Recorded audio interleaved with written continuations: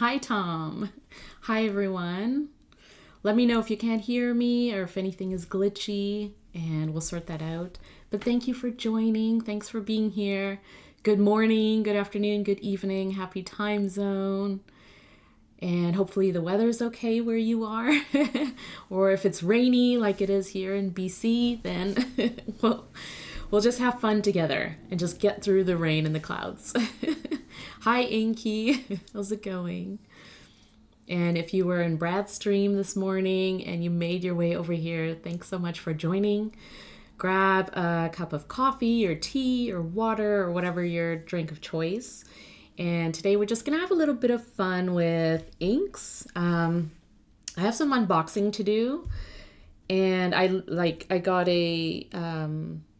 got Happy Mail from Wonder Pens. So I ordered something from them and that came in. So we're going to take a look at that, some inks and some other things. And then also we're going to take a look at Brad's Fire on Fire on Fire, because that also came in, even though I missed the first batch. So I got the second, as soon as the second batch came out, I ordered a bottle for me. So we're going to look at that. And then, so we're going to do some swatching. We may fill up a couple of fountain pens as well. And we'll do some writing and ink swatching, some writing samples, and things like that. So yeah, thanks for joining. You finally caught another live, Tom. It's so good to have you here. It's so good to have everyone here, whether or not you're joining live or you're lurking or you're join in and out, or you're part of the replay club and you're watching the VOD or the replay on YouTube. Thank you so much. I appreciate it all. I appreciate you. Good morning, Bailey. Lurking while on yet another Teams meeting. I hear you. Is it the weekend yet? Sorry for those who don't have traditional weekends off. Yes, so for some people too, it's March break or spring break this week. For us in British Columbia, it's March break next week for 2 weeks. So I don't know what my stream schedule is going to be like. I don't know. I might have to do like a sort of weekend one, which might actually work for people who can't come during the week to join us here live. So I might have to do a weekend one, but also I am going to be hiding from my kids. So you might see me here just trying to escape. So yes, I have twin daughters and they'll be around and they are cute, but a handful. So we're just gonna have fun and get through 2 weeks of no school, which is fine. But yeah, if you have the week off, or if not, if you're working and you're lurking like Bailey, thank you. And hopefully we'll just yeah, it's gonna be a chill stream, I think. I think we're just gonna hang out and do a few fun things with inks and fountain pens. So hi, Jack Toy. Hello, welcome in. Welcome back. Ooh, let me know if you were at the Baltimore Pen Show and how your experience was, what you saw, what you got. So yeah, feel free to share, feel free to chat or ask questions in the chat, and also feel free to just have me on in the background and we'll just kind of hang out and do things. So let me quickly... Here we go. About me, if you're joining and you're not sure who I am, I'm Corolla. On socials, I go by From Corolla. I love all things stationery, fountain pens. I love to paint with fountain pen ink, and I do sort of an abstract floral art style. And I love to share that process with other people because for me, it's a creative outlet and it helps me relax and be mindful and play with my stationery. So if you enjoy any of that, then feel free to join and also watch my YouTube videos and things like that if you want to sort of get into the same sort of things. And yeah, so today, like I said, we're gonna play with some inks and do some unboxing. So the first thing I'm gonna show you is the Robert Oster and Pen Addict Fire on Fire on Fire. as if we didn't have enough fires. We have Fire on Fire, which is the standard orange ink. And that you can get from the Pen Addict. And also the latest, well, this was released a little while ago, but I missed the first batch. So the second batch just came out. And this is Fire on Fire on Fire, which is a shimmer ink. So if you like orange, if you like shimmer, if you like shimmery inks, this is a great ink to try out. The elusive Fire on Fire on Fire. I know. Do you have one, Tom? It is very elusive. The first batch went pretty quickly, I think. And somehow I missed it. So, Jackto, you didn't go to Baltimore Pen Show, but you attend a journal meetup hosted by Sakura Dragon. Oh, cool. Yay. That sounds like a lot of fun. Good morning, Wind, Water, and Flow. Welcome in. Thanks for joining. How is your purple plotter treating you, Wind, Water, and Flow? Good time zones, Thule. Hi. Good time zones. Tom, you bought 2 bottles on the second batch. Yes, I feel like if you sit on it for too long, it'll go away. And then, we're going to have to bug Brad to re-release this ink and also a new ink, because I feel like there's a lot of demand for other shades, and I'm sure he's on it, but I'd love to see more ink colors from Brad. Pinecone pens. I got some rickshaw stuff from Pen Realm with your flower on it. Yay, it is my favorite design now. Oh, thank you so much. Yes, where is mine? I'll show you.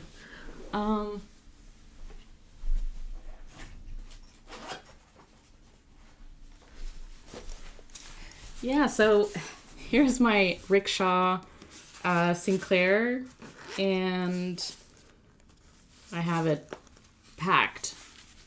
Here we go. I have it packed full of stuff. And I have like sleeves in here too. But yes, Pinecone pens, this. I saw a few people shared their hauls from the Baltimore Pen Show. And I actually saw a couple of these sleeves, which is so crazy to see in the wild. This design, Kirk from Pen Realm commissioned me to design this floral art for him. And there's a few things that they put this on, but pen sleeves, this, I think the 3-pen sleeve, a couple of other things. But yeah, I saw this at the California Pen Show, and Kirk was testing them, so it's kind of a tester product. And I'm glad to see that there were a few more at the Baltimore Pen Show, because it's just so cool. I love the colors, the color combination as well, like the yellow and the green. That looks really, really good. So yeah, that made me really happy. And I hope you enjoy it. Great choice, and I hope you enjoy it. Let me just put this away. I kept asking him to bring it back, so I feel obligated. Yeah, Tom, we kept asking Brad to bring it back, so obligated, but also like I really, really wanted one, right? So good thing you got 2. I also send samples out to friends sometimes, so just to get them into, different types of inks and different colors. And so I feel like, me myself going through a bottle of ink might not happen quickly, but when I shared with others, you might as well have 2, right? Wind, Water, and Flow, she's so good. Yay! You're organized with your lists. Yeah, I know. I love that. You conditioned her yesterday for fun, so she had a good time. Yay, I love my purple plotter too. I'm using it right now for like weekly lists, so like priorities for the week. It's kind of like a companion book to my planner, so it's really helpful.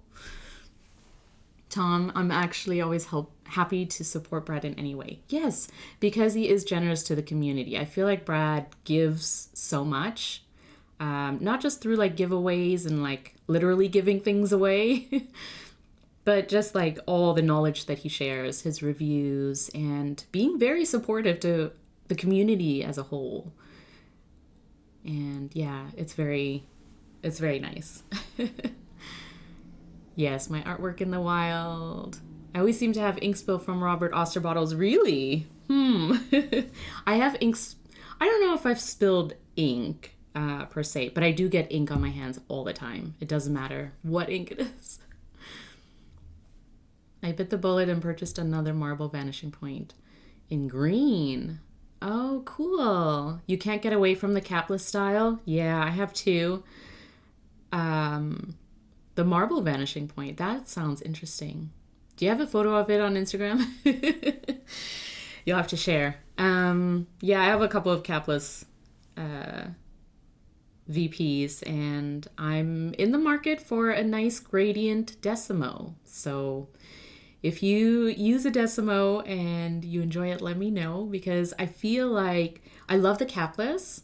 It is a little, like I like the slimness of the Decimo. Not that I prefer slim pens or anything like that, but I feel like it's a lot more portable, especially with pen loops and things like that. So that's why I'm kind of looking for a Decimo. But happened so far to both Pen Addict bottles, unfortunately. Oh, really? Oh, no. While vac filling? I don't know if you're terrible at it or if it's like, you know, these bottles are also not glass, right? So it could just be like the sturdiness of them.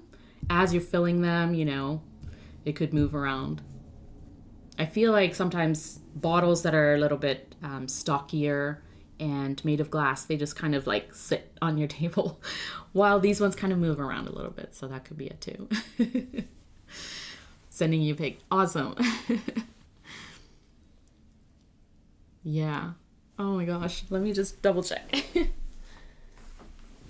Let me see what this VP looks like.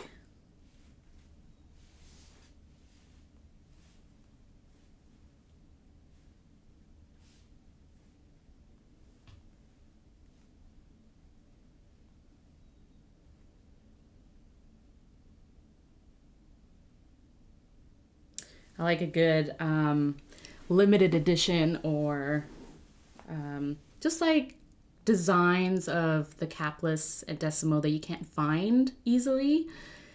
So I know, like, you know, they have the just standard sort of colors that you can get from the Decimo, but the gradients, they're just so nice. And or like the marble will be amazing. It's loading. We'll see.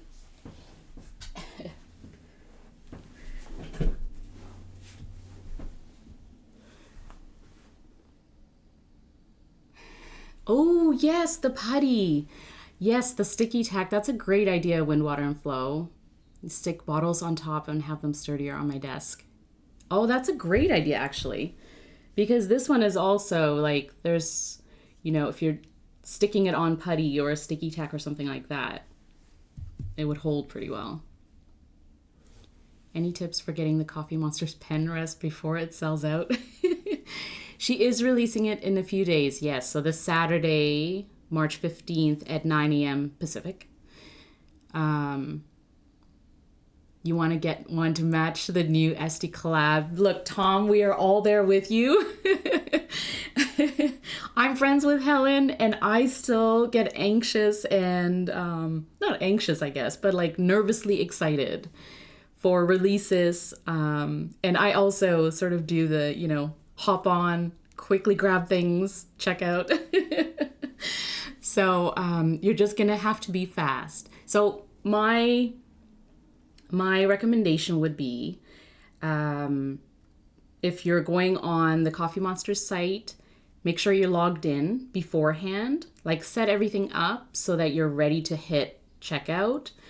So if you're ordering anything with the pen rest, so like sticker sheets, things like that, preload them in, because they'll be loaded onto the website beforehand. Anything that is limited to the release itself, so like the pen rest and other things, will show sold out on the site.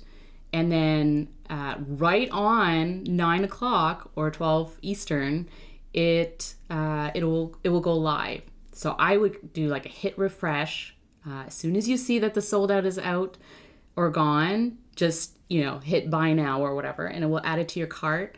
check out as quickly as you can. So if you have, like I have Shop Pay preloaded on there because I'm logged in, it will pull up all the information.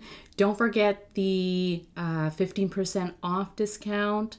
There's a code. Have that also sort of preloaded so you can hit refresh, buy things, add them to your cart, and then like purchase right away.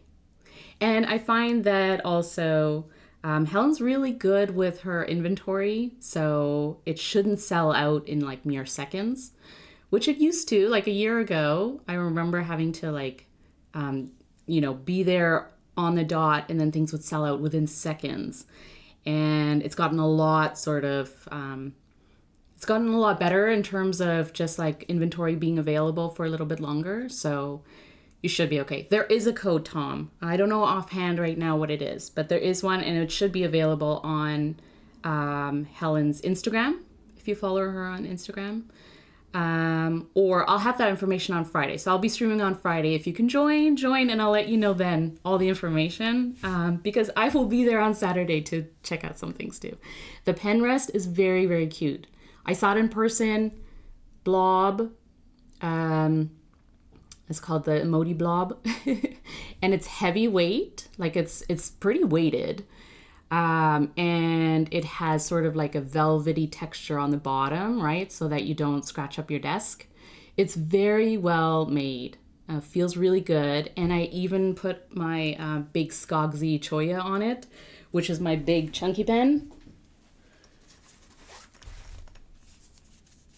This gal. And it was fine on there too. So it's like, it balances your pens really well. Yeah, so I hope you get it on Friday. I'll let you know codes and things like that, but it should be available on Helen's Instagram page too. Let's see.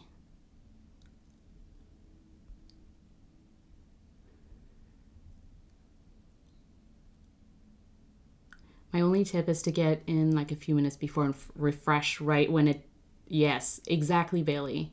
There's a timer on the site. Yes, that's a good point. So you can see it count down and then hit refresh as soon as it hits 0. But you should be okay. Like, there are a lot of people who sit there and like, it will be a mad rush for things. But I find like it's pretty good in terms of inventory. If you're there, like, if you come, an hour later, then can't say that everything will be there, but my second tip is to make sure you have an account set up. Yeah, you're logged in the site. Exactly. When Water and Flow, our minds are so like, we're like, we got to do all this stuff beforehand. Yeah, no worries. Yeah. When she restocked her ink, I literally just wanted the ink, so I went and checked out with 1 minute. Yeah, you had your account logged in and stuff. Yeah. So there will be a special code just for this event because it's our anniversary event. You just joined the FB group? Yeah. So you should be able to see all the information is there, Tom. Helen's really good about having sort of these like long posts about everything you need to know, which I 100% appreciate. Because then I don't need to like look for different posts to get the information I need. It's like, just lay it all out for me. So, yeah. I haven't spoken with you since my trip to Toronto. I know. You spent a pretty penny at Paper Plus Cloth and Wonder Pens. Oh, okay. I thought I didn't know how much time you would have to do shopping. And I was like, I hope she gets to Wonder Pens because I can't wait to see. Yes, we'll catch up. Yeah, what did you end up getting? Yeah. Yeah, so Helen's not restocking her inks, or she doesn't plan to. So if you got it, you got it. But I'm sure, like, especially with the Esterbrook collab, right? There's an ink coming with that. And I feel like that relationship is going really well. And if the release goes really well, then there may be, I don't know, maybe something in the future in terms of, ink collabs or another pen. I don't know. I don't know anything. I'm just hoping, right? But hopefully it goes well, and then there will be more inks maybe. You bought any store exclusive? So the Dominant Industries, yes, stickers, stamps. It was much cheaper than in the US. Oh, that's good to know, because usually things are...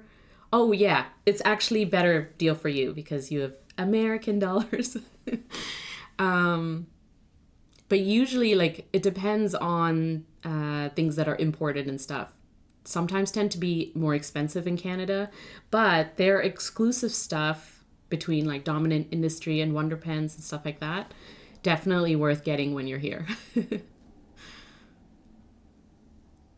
These emoji fountain pen clasp that would look awesome. Yes. Yeah. It's like a small little clasp for sure would look really good on your TN or like any zipper sort of yeah. You shop up Winnipeg, Bailey. If anyone is looking for TCMC inks of a couple bottles, I can definitely spare. You accidentally bought too much Wind, Water, and Flow? Yeah. It's kind of one of those situations where like, should I buy more? Yeah. I saw the Esterbrook ink, so I want that. Yes, it's a really nice ink. Conversion rates, I know, right? The Esterbrook TCMC ink looks really, really nice. And it has like a two-tone sort of layering to it, which is like really cool. And I know Helen kind of said she wanted to look like iced coffee that's been sitting in the cup for too long, so the ice has sort of watered it down. And I feel like that ink is like on point because it's like a grayish, brownish, you know, like warm, and it goes with the pen really well. So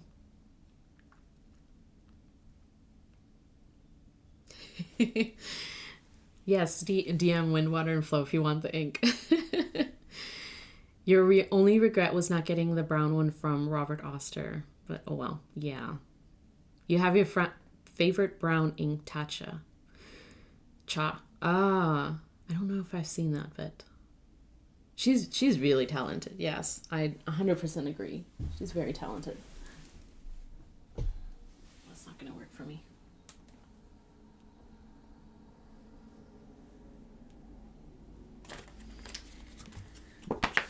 All right, so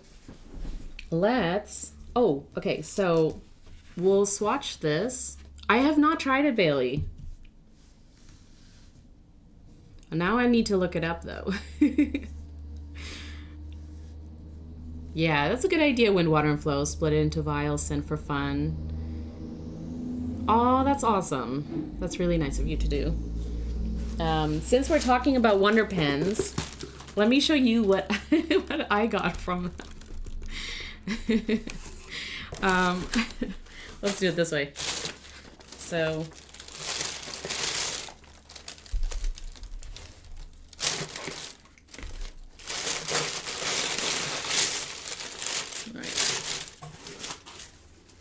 okay, before I jump into what I got from Wonder Pens, I wanted to show you really, really quick my travel journal because I went on a road trip over the weekend with my girls and my husband, and we just kind of stayed within British Columbia, but we went over to Vancouver Island, and we did kind of a little bit of a road trip from Victoria up to Nanaimo, and then took the ferry back. So to get to Vancouver Island, if you're on mainland, so if you're in Vancouver, you have to take a ferry over, and so it's like an hour and something. But so we took the ferry over. Anyways, so I wanted to just quickly show you how I do travel journaling. So when I get back, all the photos and ephemera that I collected over the trip, I usually just do kind of a spread about it. And so this traveler's notebook cover is the Kyoto cover. And I've sort of dedicated to like family stuff, and started it this year with the Kyoto insert. And usually what I do is I draw a little map of where we went.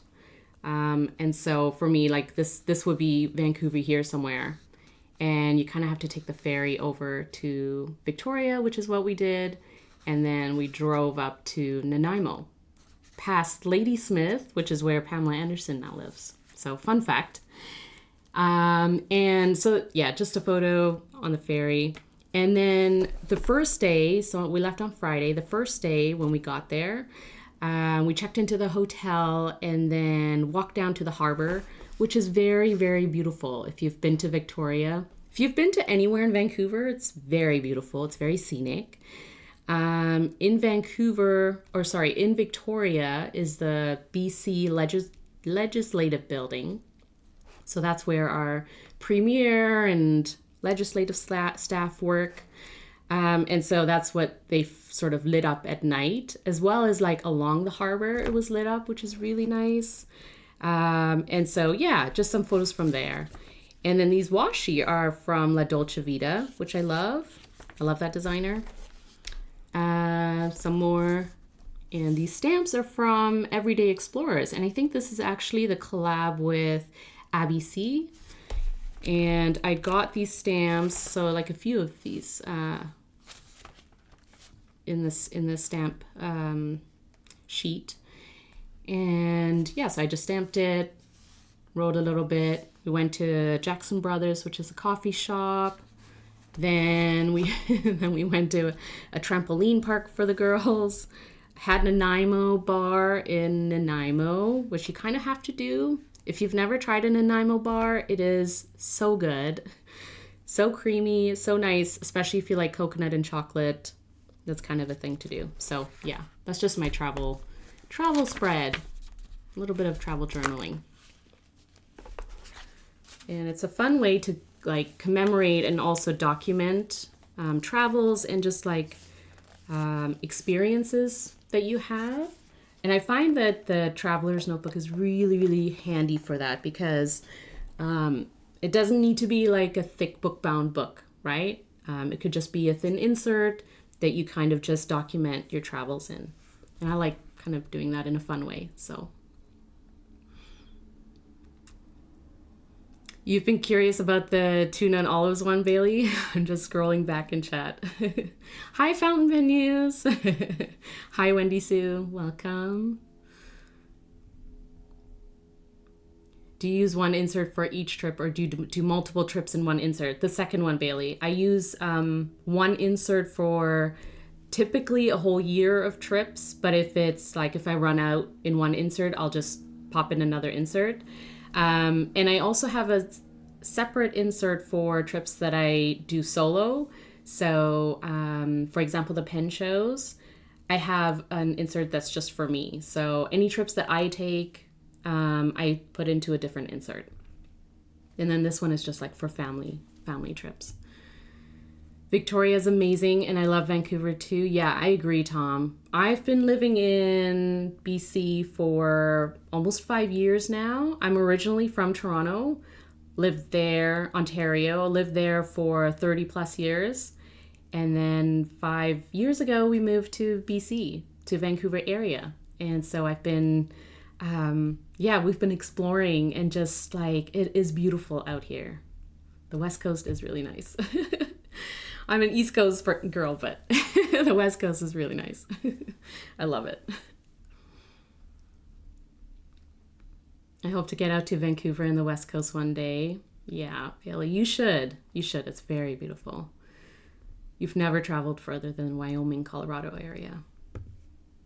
You're toying with the idea of flying to Seattle and seeing if you could rent a car and drive through Canada on the way home. Yeah, that's a great idea. We've done a road trip from Vancouver down to Seattle, and it's a nice drive. It's a very scenic drive, so I'm sure coming up from Seattle would be nice too. Are you excited for the new Travelers release? I'm surprised they're releasing the new leather cover. Yeah. Yes, so here's the thing though. I'm probably not going to get the new Travelers cover. I know. It's red though and burgundy. It's so nice. I know, but I just don't need another Traveler's cover. And so I didn't pre-order it, but I will sit on that idea. And probably at the next pen show that I go to, I'll go to the Traveler's Company table and I'll probably end up, no, I'm just kidding. I don't know if, because I have a brown, like I have brown Traveler's notebook covers, and then I have the olive, and then a few of the limited edition ones. And I just can't think of a way to use the new Traveler's notebook. So if I can't think of a way, I'll have to sit on it until I can. But if you are getting it, I'm excited for you because it looks really, really pretty. And I'm kind of glad they're doing, like, I think there has been demand for a red or, you know, dark sort of deep red color. And I'm glad they're doing it. And I'm glad that it sort of has the design or the debossing, is that what it is? Engraving, debossing, on the back of the cover where it says Love and Trip. Because that looks really, really nice. It's like very understated, but the color speaks for itself. Kiara the Bard, thank you so much for following, for being here. I appreciate you. You've never been to Toronto, Tom? You should go. You should go to Toronto, and then you should go to Wonder Pens and Paper Plus Cloth and buy all the stationery. Wind, Water, and Flow, your Japan trip got its own insert. Yeah. Yeah, so much good ephemera. I know. So if you go to a place where like the packaging itself is ephemera, then like all that stuff, right? Like you could put that into a TN insert and you've got like great journaling sort of layers and textures and things like that. And I love that. So I can definitely see Japan being its own insert. I want to go to Japan again. Yeah. Or also if you go to Toronto or like, you know, places where they have Traveler's Company partners. So Wonder Pens is one. You can go to those shops, right? And then ask them for the stamp. That goes into your travel insert too. Yeah, you don't need another one, but I'll probably do what you do and buy it at a pen show. I know. So I feel like, I don't know. If I see it in person, I might decide, yes, this is something I really want. It's just looking at photos, it's like, I love the color. I love that it's like a deep, rich color. Burgundy is great. And then the inside is that like bright red, like a really nice red. But again, you know, photos, it's like hard to kind of, unless you fall in love right away, or if you need a cover and you've kind of been waiting for the one and you sort of jump on this one, which is totally fine.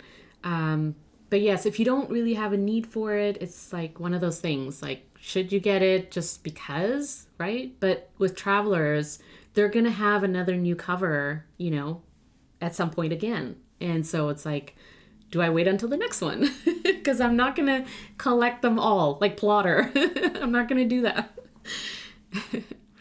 I have a Passport TN, a regular TN, and I can't foresee me needing another. Yeah, I have a YouTube video about all my TNs, and I have like 5 standard, I think, and like 2 passports, which I'm good with that number because they all have a purpose and they all have a use. And not that they have to, right? Like you can always take them out and use them as you need them, but it's kind of just funny. And then there was a comment on that video. Someone said, you're rich. And I'm like, no, I mean, I just like to spend it on things that I like. So even some of the receipts are beautiful. Train tickets, I know. Wind, Water, and Flow, I am with you. All the packaging and stuff in Japan is like, they know it's gonna like end up somewhere in a journal or a planner or something. I don't know how they know. And it's like they're packaging for like donuts and stuff like that, where I'm like, I need to save this like paper bag. Like, I went in 2016 with my then boyfriend, who's now my husband. But at the time, he knew that I liked stationery, but I don't think he realized how much. And so when I started like saving all the things in Tokyo and Japan and wherever we went, I kind of got the side eye, like, what's going on right now?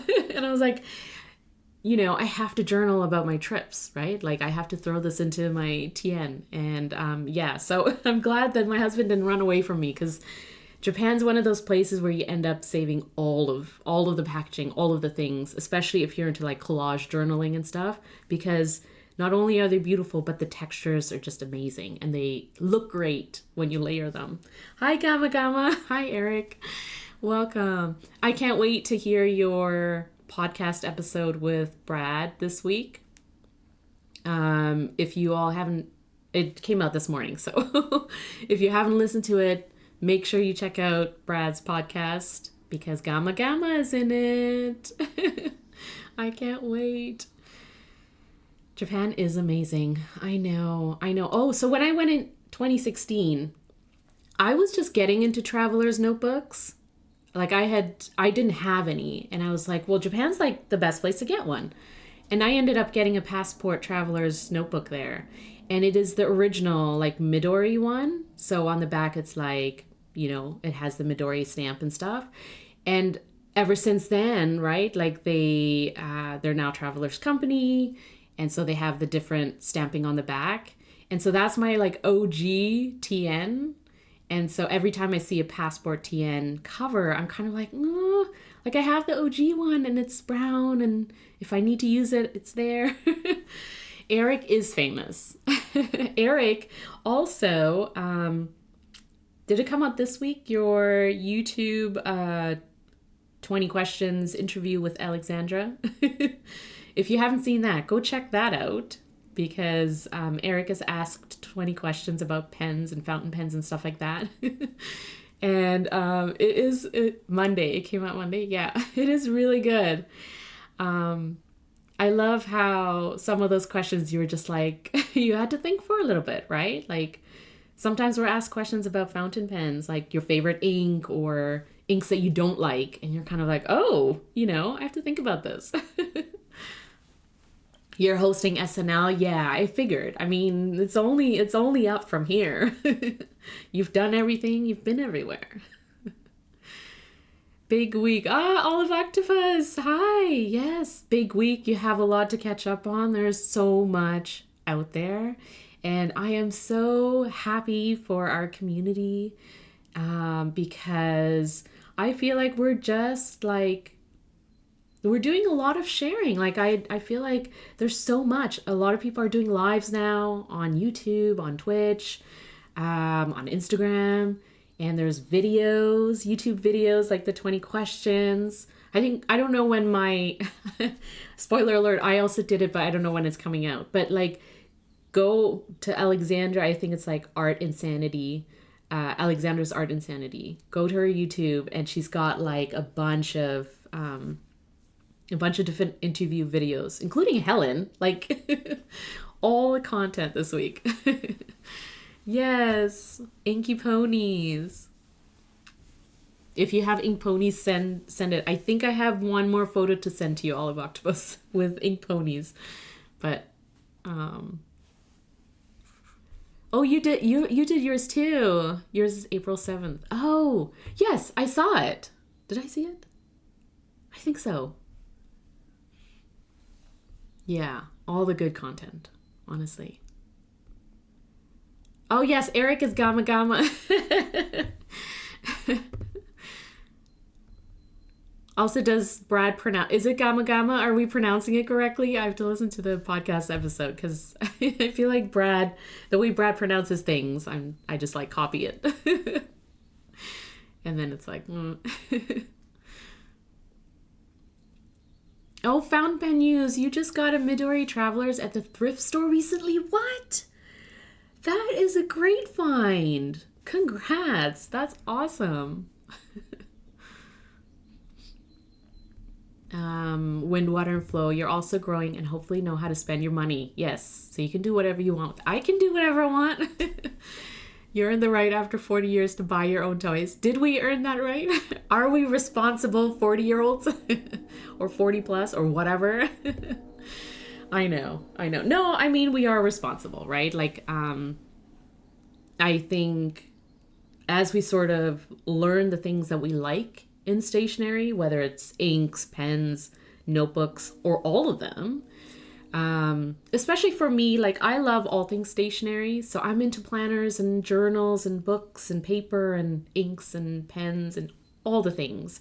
So I have to be extra sort of conscious of how much, not just how much I spend, but how much I like gather, right? Like I don't want to hoard. I don't want to own things just for the sake of owning them. I do want to make use of them.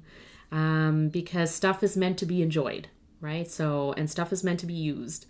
So once you sort of find out what you like in stationery, then you can sort of figure out what's worth it to you. Like what's worth investing in or buying, because you could buy everything and then it's like, what's special though, right? I may have just seen your intro. Yes, I may have. But yay, that's awesome. That's awesome. You got so many awesome leather covers there. Wow. If you can find, if you can find like leather covers and like older covers, especially once they're used, like they have the like gorgeous patina and they have that like sort of stretchy feel to it because people have been using them and touching them. It's really nice. I love used leather covers. Chic Sparrow and other great brands. Brand new? Whoa. That's awesome. Yeah, that is a big score. You score big for sure. So yeah, let's jump into what I got at Wonder Pens. Because my order came in a couple of days ago and I was like, I just opened the box to make sure, everything was okay. Nothing leaked. And so I was like, yeah, let's go through it. So I love the Wonder Pens includes a postcard, so you can like send it to someone or you can tip it into your journal or whatever, or you can hole punch it and throw it into your plotter or binder. So many things you can do with a cool postcard. And if you shop with them in person, they have like a little display thing at the checkout table, so you can always grab one there. You got 15 or more fountain pen use. Oh my goodness. You're just, wow. You're scoring there. That's for sure. You can only find planner covers with old phone holders in them. Yeah, Bailey, I find like the old Nokia style phones. Yeah. No, I find like old sort of covers that are like, not in good condition too. $3 to $12 each. Oh my goodness, that's so cool. So I ordered 3 of these Wonder Pens and the TheCoffeeMonsterzCo collab sticker, and this was when Helen taught a couple of workshops there last year, and she sort of designed a couple of stickers. And this one they still had in stock. So I was like, this is really cool because that's the Wonder Pens building. And a little cute emoji going shopping. This is you, Wind, Water, and Flow. This is you shopping at Wonder Pens.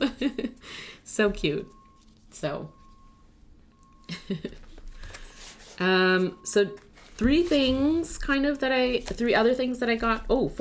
I got from there. I wanted to show you this before I sort of took off the packaging, because I love how Wonder Pens does this, and Paper Plus Cloth also does it, where they siphon off a little bit of the ink in the bottle and put it into a vial because it's cold in Canada. And so if you're ordering ink from Canada or like a cold place in the States too, right? Like anywhere that's cold, especially when it's like freezing temperatures that are inconsistent, the last thing they want is for your bottle of ink to freeze, and then as it thaws, to break the glass. So what they do is they put a little bit of ink in a vial, which is actually great if you're going to keep it as like a sample of the ink, or you could share it with someone, or you could fill up your fountain pen with that. Or you could use it with a dip pen. Let me just...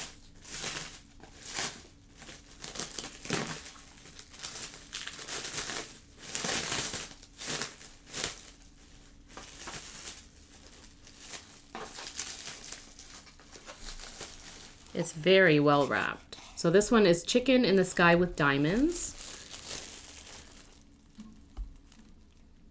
And we'll swatch this. But I have their other... So there's 4 inks, regular inks, that are part of this line, this collab between Dominant Industry and Wonder Pens. Their other 2 inks are Tuna Gray and something with chicken. Ginger chicken. Tuna Gray and Ginger chicken. And I have those 2 and they're really nice. And then they have these other 2 which they released a little while ago. Let me just unpack this one too.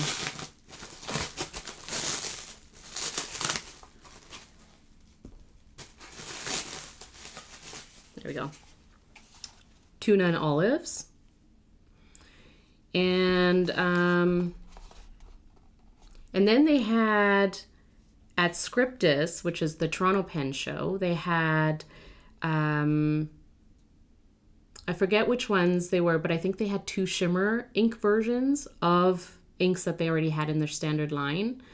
Yeah, ginger chicken and yeah. And I think you can find one on their website, but it's kind of like a limited edition sort of thing, the shimmer versions. But these 2 I was missing out of my collection, so I had to grab them. And then I had to grab Buying ink is my version of getting a fancy coffee or adult beverage. Olive octopus. It really is, right? Like, you could splurge on coffee or, you know, whatever, or you could get ink. I'm so with you on that too. It's like you could splurge on certain things, or you could get shoes or a purse or whatever, or you could get like a nice pen. That's me lighting my wallet on fire after spraying it with hairspray. Yeah, I know. Just up in smoke, fire on fire on fire. Yeah. I used to collect vintage glass, and whenever I got deliveries from a different climate, I always leave the package untouched for a day to let it acclimate to temperature. Yeah. Important to do that so the glass doesn't crack. And so I think on the box too, it says, do not freeze. If you can see that. Oh, there we go. Do not freeze. For that reason, because when they're shipping these things, depending on the shipping provider, sometimes they like put it into like a cold storage, right? In between, wherever they're sort of transporting it. And so, you know, you could put that on the box, you could have all these warnings and stuff, but they will still do what they do, obviously. And it's a good practice to just let it sit. So yeah, I'm with you on that, Wendy Sue. Just to kind of leave things, let them acclimate to your temperature, because it could be different than from where you got it shipped, and then open it up. Even so, I've only had it happen to me once, and it was like one ink bottle among a few that cracked and the ink sort of leaked out of it. It was okay, but I mean, it wasn't okay because the ink leaked, but the rest of the inks were fine. So has anyone seen videos of transport companies shipping packages? It's brutal. Oh, I know. Doom scrolling. Yeah, no, I don't want to see how they do it because it would make me sad. It would make me cry at how they're treating these stationery goodies. Oh no. Okay, so I also picked up this ink muddler. I know a lot of people have them. They're not, like, they came out a little while ago from Dominant Industry. But I didn't have one. And so I I waited until Wonder Pens had it in stock and picked one up. But it's really cute, right? Like you could use this side for swatching and this side for, you know, writing or just like sort of trying out the inks. So we'll try that out too. And then the last thing I got is the ink archiving book. It was a log of Elixir. Is that what it's called? Yeah, a log of Elixir. Volume 2. So I know Olive Octopus has it. I know Brad just got it. So I was very curious about it. I don't have the first book, but I figured I would start with this one, and if I like it, maybe I'll go back and get the first book.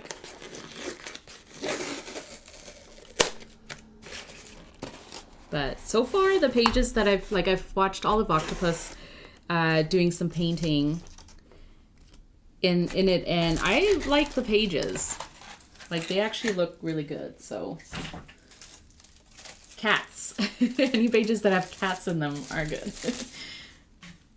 So this is it's a B6 size, which is actually a great size. Let's see.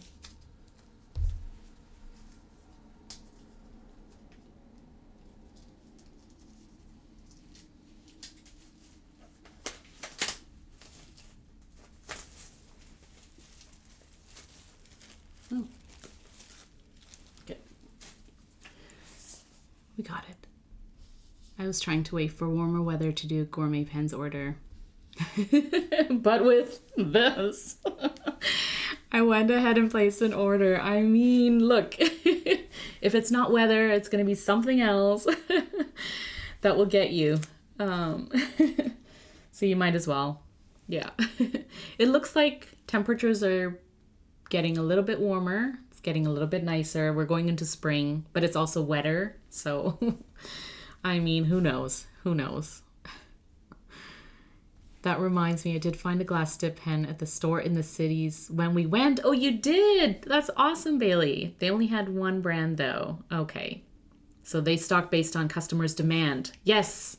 Yes. And I figured that might be the case with a lot of shops stocking glass dip pens because, you know, it's not like a common thing for us to have. And also for them to source glass dip pens and stock them, like to keep them in stock, not knowing if people will buy them is kind of a risk, right? Especially if they want to use like a local glass blower or glass shop, like a glass studio. If they want to use a local glass studio that makes glass dip pens by hand, it's like sourcing that and then carrying it and seeing if people will buy it is kind of a thing. So yes, definitely ask your local shops if they have glass dip pens and whether or not they can source them locally, or if they can't, then, you know, it is what it is. So they can probably source it from like where it's more widely available, or if they can get like the JR Bon or something like that. But I would definitely recommend like a local glass studio, because the glass dip pens, I mean, if they're just functional, then that's fine. But if they're handmade and they have that element of beauty to it, then it just makes it that much more special. It's cold and snowy here this week. Oh no. Stay warm, Bailey. You had your window open all afternoon yesterday, so it's plenty warm here at least. Yes, I'm jealous. Hi, Bart. Zodiac Pen Co. is here. Bart has arrived. Are you working on pens? How was the pen show? Am I a collector besides stationery? What else do I collect? Growing up, I collected stamps. So I had a stamp book, like postage stamps. And I had a postage stamp book. So I was collecting postage stamps, and I also have coins. So I would say I don't collect coins actively now, but I do have a collection of coins, all like throughout the world, pretty much, like just global coins. So yeah, I guess like I am sort of like a person who likes to collect things. But I wouldn't say I keep a lot of something except for stationery. So many cats in here. Ooh. You started your first book last February and still can't wait to have time to paint a new page. Oh, that's good to know, Olive Octopus. Let's look through this. Ooh, that spine sort of stretching out. I know, we're so weird. But the page is stretching. That's like really nice. Oh. I love the size too. The paper is nice. I mean, it has to be if you're gonna watercolor on this, but Bart is making me a pen. Ooh, Bailey! I can't wait to see what it is.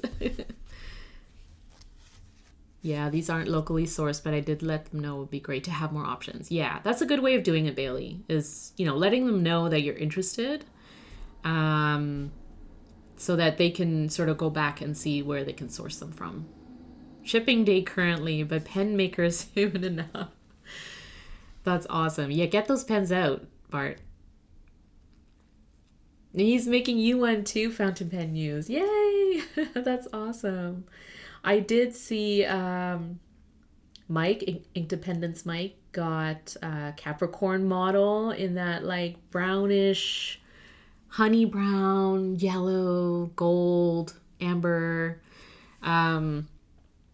design, and it looked really nice. So I think I saw, like, I sort of took a look at all the different models at the pen show of the Zodiac pens, and I was like, I really did like the Capricorn model, and I'm a Capricorn, so, you know, there's a little bias there, but I did really like the design of it. And then Inkdependence Mike was showing his pen, and I was like, I think I might need one. Tortoise. Oh, okay, yes. Oh, it's gorgeous. Oh, it was Mike, Inkdependence Mike, when he was streaming yesterday, I think. He was showing off his Baltimore pen show haul, or things he got there. And one of them was a pen from Zodiac Pens, and it was the Capricorn model, and so gorgeous. And I think he said, like, it was one of the ones that were left by the time he went back to look. But I think he scored, so I think he got a really nice one. So yeah, let's take a quick look through. In case you're contemplating getting the second book, let's take a quick sort of flip through it. Oh, cats already. Wow.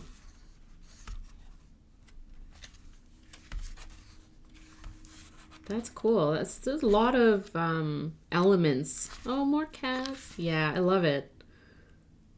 So cute. There's so many elements that you can color in, or watercolor, or, you know, whatever tool you want to use.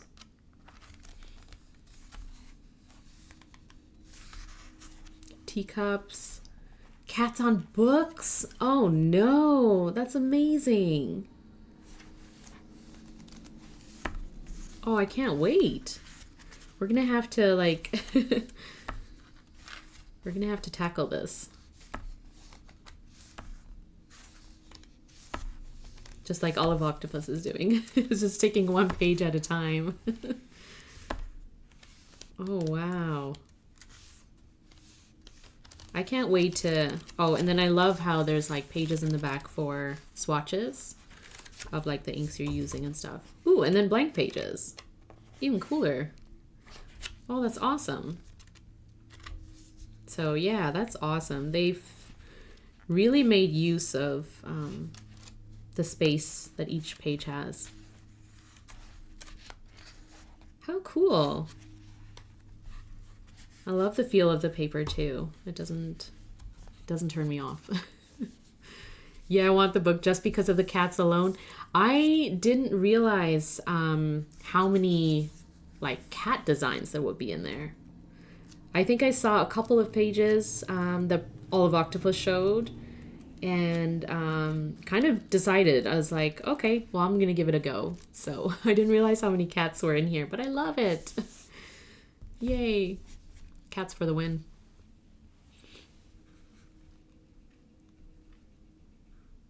Yeah, if you can watch the recap of Mike's Stream Bailey, there were some cool things that he got. Yesterday was an insane meeting day for you. Oh, yeah. You like the brown one too, Tom? Yeah, I agree. You had that pen in LA too? Oh. I was distracted. So what happened in LA, Bart, was that Lisa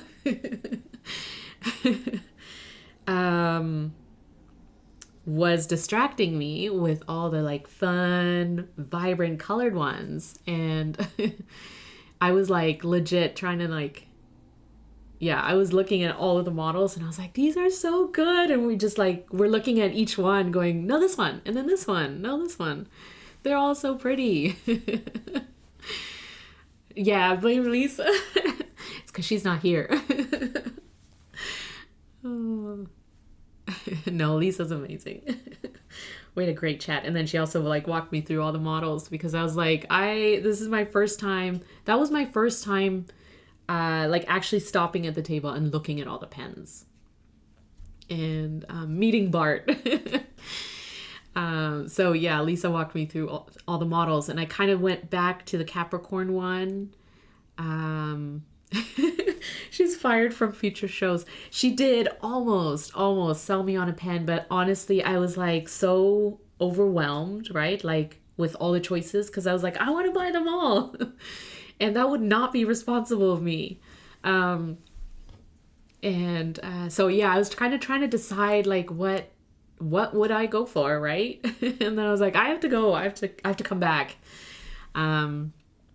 But yeah, we'll talk for the next pen show for sure. And I mean, I'll have to look at the models again, but I think the Capricorn might be in my future. That's why you're trying to pre-shop when you can. Yeah, exactly. I missed it from your table, looking at the Valentine pen from your table. Yes. Oh, I know the pink one. Very gorgeous.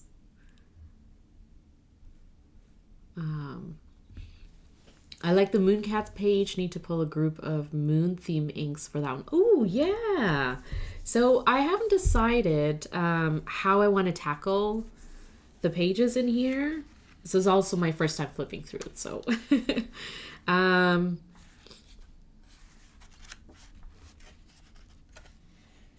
yeah, I wonder how I'm gonna do this. I do like themed inks for depending on what the page is, obviously. Ooh, a dragon.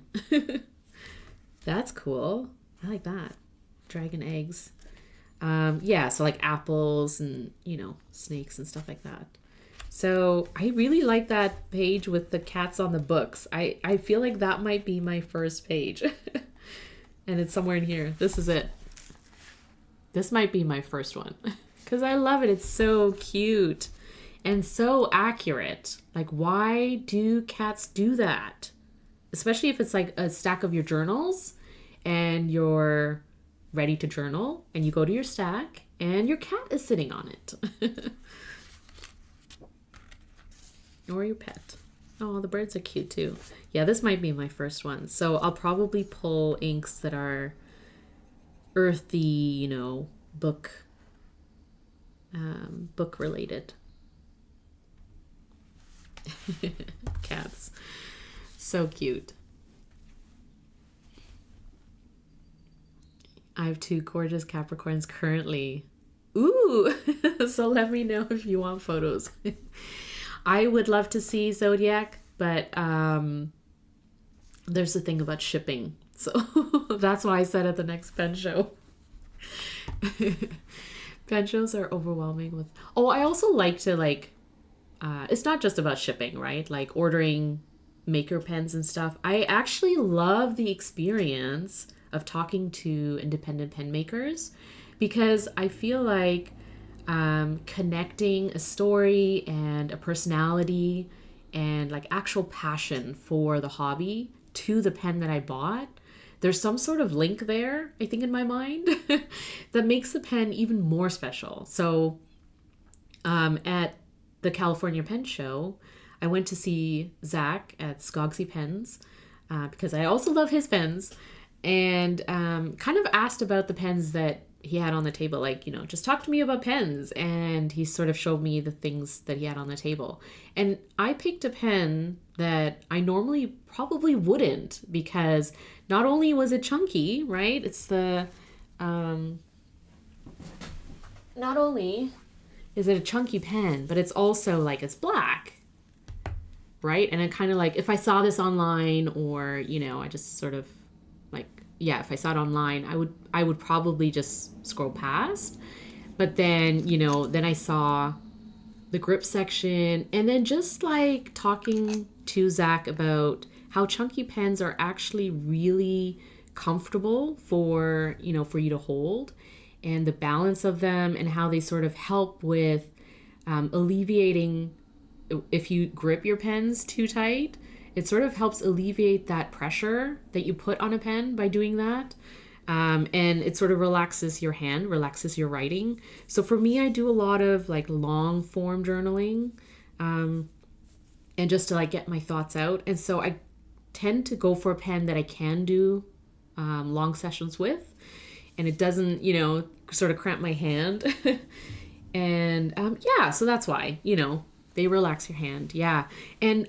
But looking at the pen, I would be like, I'm more into like slimmer models. I like sort of like pens that are not so chunky, or pens that are not so big and long and they just look too big for me. But that's like an aesthetic thing. That's just like assumption that I have. But it's not true. It's not that bigger pens are uncomfortable to hold. They're actually more comfortable to hold. And that surprised me. When I held it in person, and I was like, yeah, I actually really love the feel of this pen. And so, done. Pen shows are overwhelming with all the options and people. We want everything, but money only goes so far. Yeah, I agree, Tom. Pen shows are overwhelming, and sometimes you can look at things and make the decision in, on the spot to get it. But sometimes it sort of takes a little bit of time to think about whether or not, that's something you actually want in your collection, or which one you want in your collection. Especially if you're kind of drawn to like various different styles, various different colors.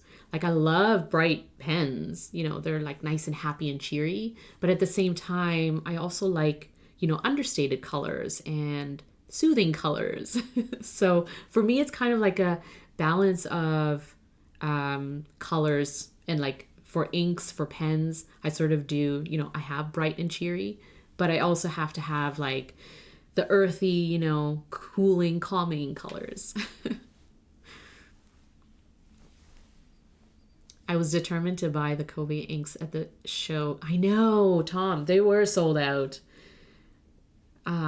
The Nagasawa table, they were so busy. People knew what they wanted, and they went straight to the tables, I think. So, and that's how you do it. So make a list of inks that you're interested in, if you can. If you've seen them online, like pre-shop, like Bailey, make a list and have that list when you go to a pen show, so you can prioritize which tables you go to. You're going to prioritize it for the Chicago show? Yeah, I think that's a good idea, Bailey. You love Kobe inks. I'm looking for a couple in particular that are not widely available. That's why you should definitely make that list and go to the table as soon as you can. They aren't bringing as many to the shows like they used to. Oh, okay. They brought 3 suitcases total. Well, I hope, sometimes two vendors bring like what they can, but also they're not sure like what they're going to have to bring back. And so I think they sort of want to bring enough that they know they'll sell most of the stock. And hopefully they see that it's actually really popular and people want their inks. Yeah, Nagasawa from Japan. Yeah, their table. And they had pens too, which also went really, really quickly.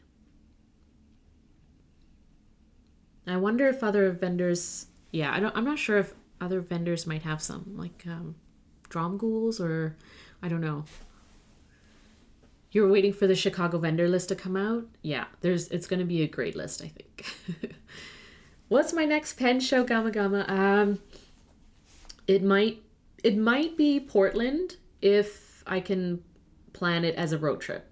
I don't think I'm gonna do the flight down. It's very close, but if I can do it as a road trip with the fam, then I might go down for that and be there for like a day. It's like a small show, right? So it wouldn't be a big commitment. And then after that, it's SF, and that's like 6 months away or 5 months away. That's it's a long time.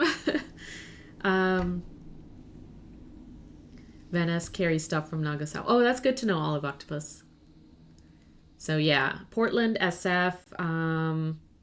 I really want to try to make it to Scriptus in Toronto.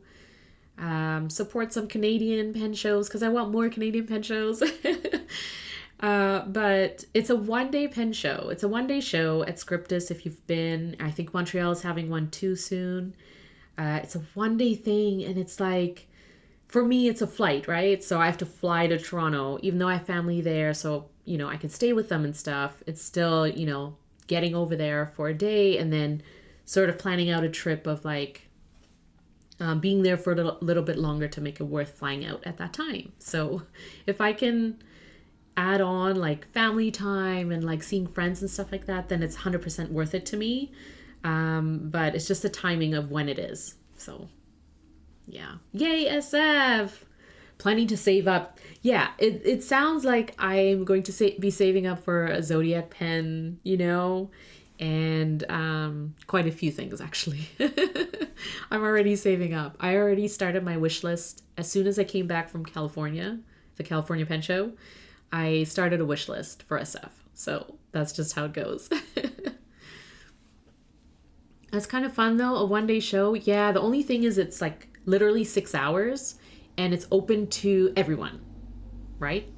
And there's no like early admittance as far as I know. Maybe there is, but I don't think there is. I think it's like, oh, actually at Scriptus it's free. So it is like a certain time, everyone can get in. It's free. So you have, people wandering in going, what is this pen show? What do I get? Right? And then you have people like me who are like, I need to, like, I know vendor list. I'm looking for this. And so kind of have a mix and it gets really busy. But yeah, it is free. Like, that's amazing, right? And it's at the Toronto library, like the big reference library. It's huge. Well, it's a lot of space. And it's kind of fun, like having it among books. But yeah, it's just like really, really busy and packed. And so you just have to be that much more planned and that much more, you need to know where you're going. So it's just like more pressure, I guess, or maybe more overwhelming as well. But it's also fun. Yeah. I mean, I'm not mad about the 1 day show either. But I do kind of wish there was some sort of element of like, if you're an experienced pen show person, or like you're an experienced, pen person versus like, a beginner wandering in going, like, what do I look at? It can be super overwhelming, right? So yeah, that's all. I'll see you at SF, Wind, Water, and Flow. Yay! Anyone going to the European shows? Good question. I wish I was, but I wish I was going to the Tokyo Pen Show. That would be overwhelming, but also very fun. Yeah, and they... Oh, okay. Yeah, ordering from, Van Ness or any retailer who carries some of these inks and products that are like, from Japan or outside. It is like trying to find it in stock too, right? So either you can find it at the pen show, or if not, you can try and get it online. But I'm trying to make tips happen, which is right after your birthday. Wow, that would be an amazing birthday gift. Just saying. It'll depend on the economy. Yeah, I hear you. Yeah, tips would be amazing though. If you haven't listened to Tokyo Station Pens, was it Tokyo Inklings, the podcast with Tokyo Station Pens and friends, Jacob, and then they have guests on, but they usually do like, you know, coverage after a pen show or like the Tokyo Pen Show, and then there's a couple of other stationery shows in Japan, and you know, they're like every time they do a recap, it's always like it was very busy, and you know, you have to have strategy for when you go to these super mega shows. Otherwise, yeah, it might be a little overwhelming. You're gonna visit Venice soon? Yes, definitely set a budget, all of Octopus. You need to be spending all your beverage money on inks. Which, look, I'm all for, so. Yeah, this is a really cool book. I think I am gonna set aside some time to try it out. Maybe we'll do it on stream, but I think this might be my first page to color. Okay, so let's do some swatching of the inks. Oh, I got some stickers from Brad too. So when I ordered the ink, I threw in a few of the stickers, because shipping, right? So I might as well make shipping worth it for me. If I'm gonna buy one or two things, I'll add on a few more things.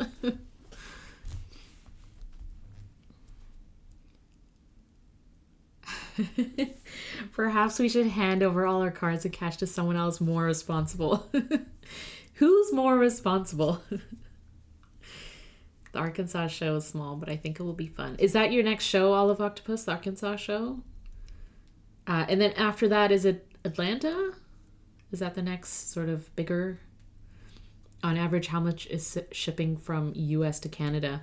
Ooh, yeah, it can vary, but it can be pretty expensive. Like, if I'm ordering from Atlas Stationers, it's like $35 US just for shipping. So, you know, regardless of what I'm ordering. And that's probably more on the like expensive side. Sometimes it can be a little bit less, but yeah, it is pretty rough. It's kind of like, you know, so if I'm going to do that, I'll wait until I have a few things that I want to get. But even so, it's like, it just sounds like a lot. It's, you know, shipping is what it is, but I know Karina will be in Chicago. Yes. Oh, I know, Karina. Send something back to Canada via her. Ooh, oh, that's a great idea, Bart. I'm going to talk to Karina. I'll talk to her and see. I'll see what we can do. She's also, like, she lives close enough to me, but I wish I could just, like, drive over and see her. But she's, like, in a whole different province. And so it would take me a while to get to her. But it's funny because the only time Karina loves to plan. The only time Karina and I actually meet up, even though we're Canadian, the only time we meet up is at an American pen show, like at NSF or, you know. So we have to like fly to the States to meet up, which is kind of funny. Atlas tends to use UPS, so they are more expensive. Okay, so that makes sense. Yeah, it does depend on who you're shipping with, how much you get, like weight-wise too, right? Gamma, you charge 20-ish, and I feel bad. No, don't, you know, you lose a bit. Like, honestly, it is what it is, right? And I feel like Canadians generally understand that. So like I understand that, you know, and I'm not going to complain about shipping, even though like it is high. I'm not going to complain about it because I understand like you're actually paying a lot to get things shipped. So I 100%, you know, it is what it is. So that's why I usually, when I order from, you know, like Atlas or wherever, I tend to sort of wait until I have a few things on my wish list, and then I, you know, you sort of factor in shipping as part of the deal. So, but I do love when like Gamma Gamma, you throw in like stickers and like, you know, you have like a handwritten card and things like that. Those all go in my journal. So you're providing me with ephemera and other things I can put in my journal. And I appreciate that. So that's like an added, you know, like it's an added thing that you're not charging me for. But, you know, for me, it's like worth getting something from Gamma Gamma, or, you know, like a local, someone in this like stationery world, a small shop, you know, a local brand or a small brand who puts that extra bit of effort and a little bit of like a personal touch, which I appreciate and can throw into my journal. Yeah, so that's why I liked, like, even from ordering, like even in Canada, shipping can be quite high, because Canada is massive, right? Like going from like West Coast to East Coast. So from ordering through Wonder Pens, which is in like on the East Coast, shipping to me on the West Coast, it was about like $15 Canadian, which is like what, $10 US or something like that, like, right? And so even that is like shipping within the country is kind of like, and they just use Canada Post, which can be a little slow sometimes, but Arkansas is a week from Friday and Atlanta is 2 weeks later. So you're going to both All of Octopus. Wow. Although Arkansas is a smaller one. So, okay. So that's not too bad. But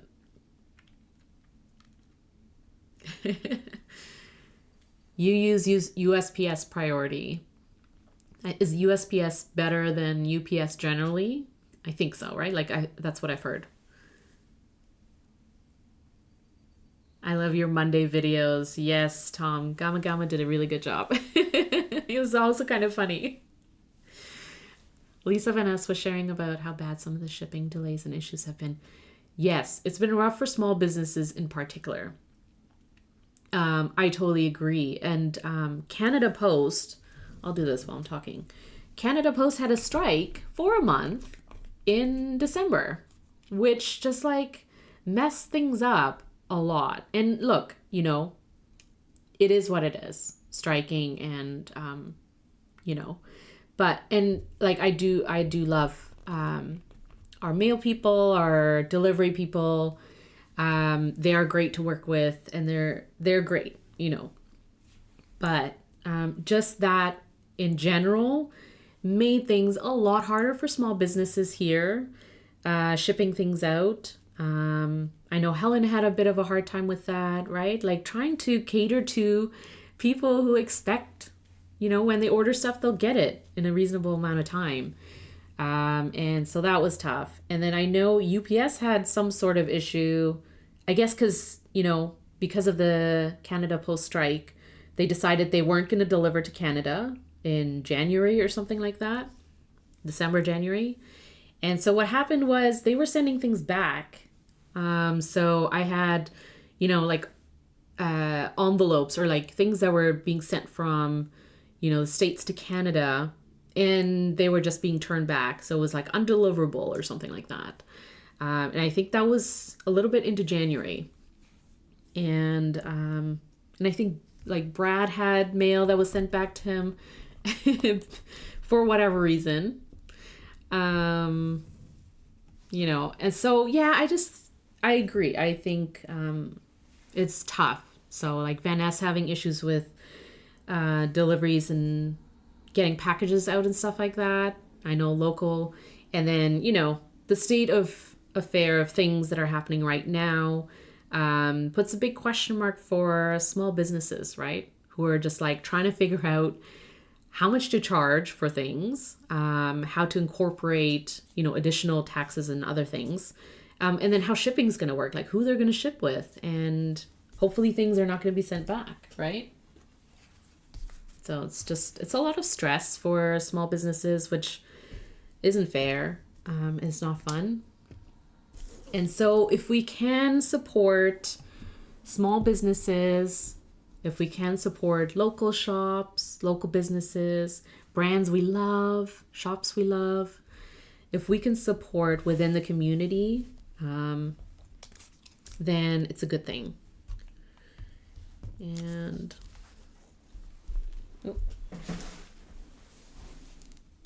okay.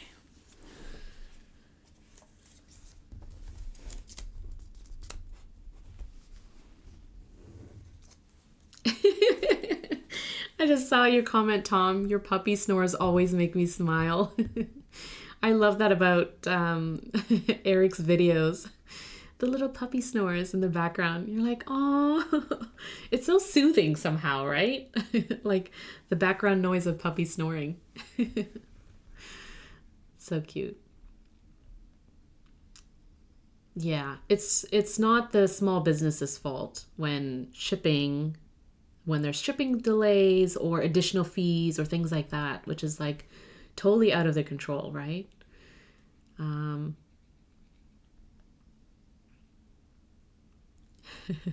You should introduce them, Gamma Gamma.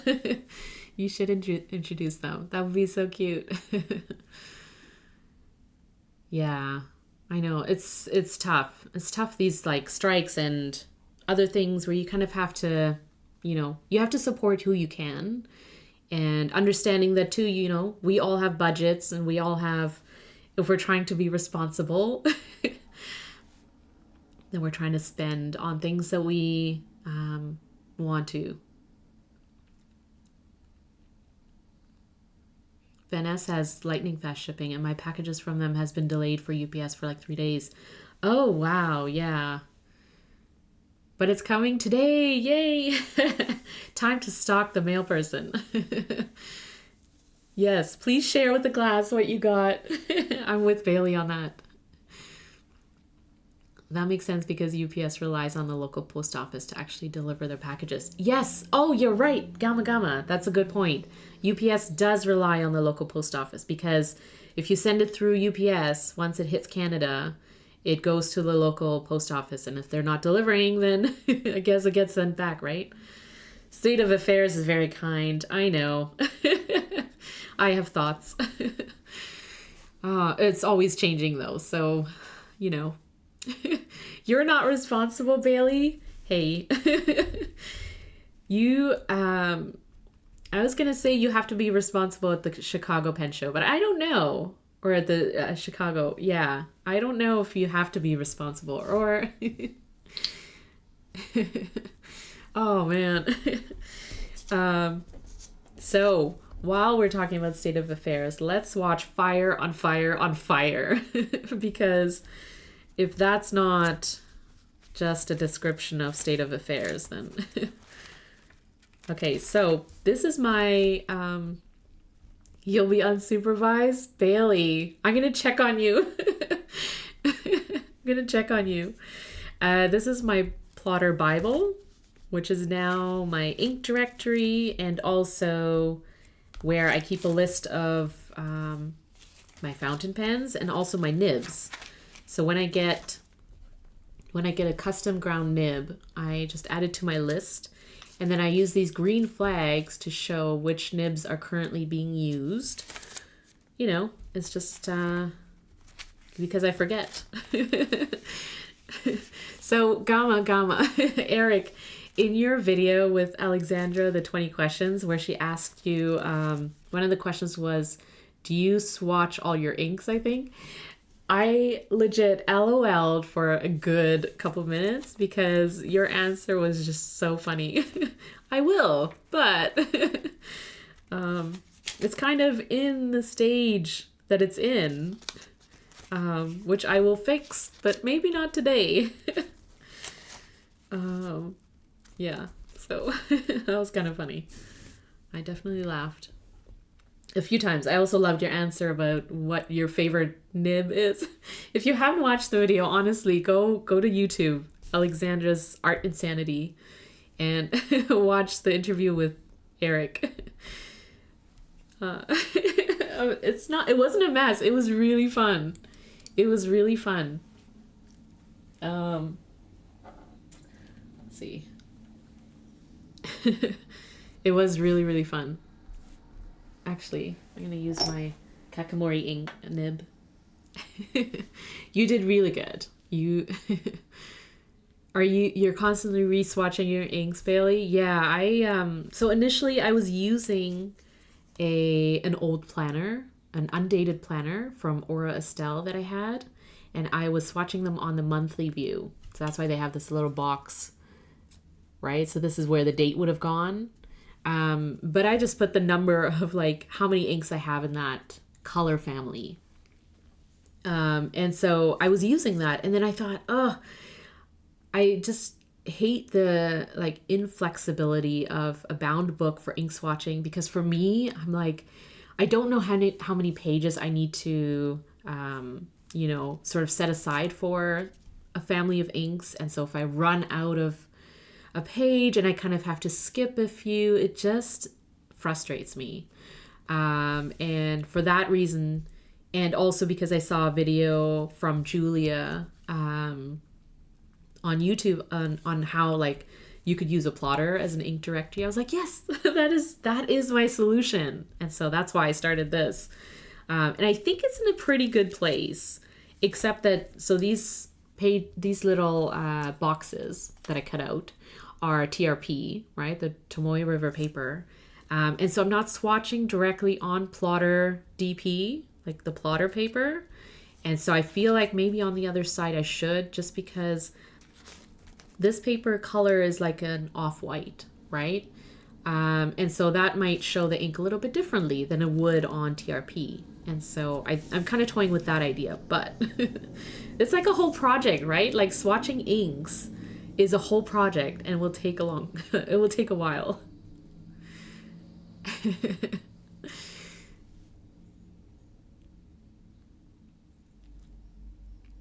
One day I'll organize myself. Yeah. I feel that. That's why I'm always looking for ink swatching. Yeah. Or ink storing solutions too. Like storing inks, swatching inks, fountain pens, stuff like that. I feel like there's always like a system. And sometimes it works and sometimes it doesn't for you, but if it doesn't work, there's always a system that probably works. It's just finding it and doing it. For you, swatching is a hobby, Olive Octopus. And you're like kind of our beacon because your swatches are, wow, they're amazing. And very organized. Like, I love how you swatch on different paper too. And you have that in your system.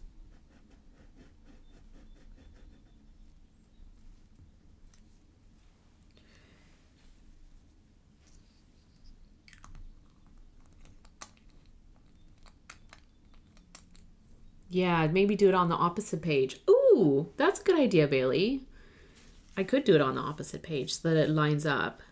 And then I can see it in one go. Ooh, I'm going to have to think about that.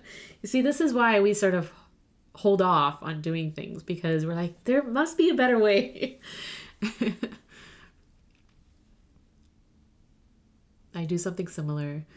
A little binder with my inserts, but I also have a traveler swatch book that comes with me on the go. Yeah, that's a good system, Bailey. Having something that you could have on the go, but also like having something that, like, I took this to the pen show with me because like this is obviously portable and stuff, but I can see how it can sort of get bogged down the more inks you have, or the more, if you add pages because you want to test different pages and stuff. I can see how that could get bogged down. I think I reached out to you once about how you store your inks. Yeah, I think you did, Eric. I remember that. And I was like, I don't have a good system. Mine are all in one credenza in a cabinet. I buy them, maybe swatch them in a little notebook for a video. Yeah, you do good swatches too, though, Gamma Gamma. You do good swatches. Yeah. Goodbye. See you next year, little ink. Oh, cute little ink goes away. Yeah. I used to have them on one of these shelves. So I kind of had like a stack of inks and stuff, right? And then obviously I had to like another shelf had to be dedicated to inks. And then I get a lot of sunlight coming from the window here. And so during the summer, when it's like really sunny, I would have to have like the blinds down, the curtains drawn. Like it was just like a little too much, right? Like it was a little much. So then I decided to dedicate a drawer for inks. And that's how I keep them now. I do have, I don't know if you can see it, but I do have a line of shimmer inks from Ferris Wheel Press in this sort of caddy on the wall. Just because they're like really pretty and, you know, assorted in rainbow and stuff like that. So they're on display. But most of my inks are now in a drawer. My problem is once they're in a drawer and you close the drawer, I'm kind of like, you know, like they're gone, right? So for me, having things out reminds me to use them. And so I think that's why I sort of have inks in little vials sometimes, because then I can pick out a few inks to play with that week and have them sit on my desk and look at them. And so looking at things reminds me that I have to use them. But when I do decide on how to, or like when to ink up fountain pens, I do open up my drawer and kind of rifle through too. You love my system. I should film like a walkthrough of what I currently, how I currently store my inks, because it kind of works for me now. Because I think when you first asked me, Eric, I was like, I have a caddy and I have this and I have that. And I feel like it's a little bit more organized now.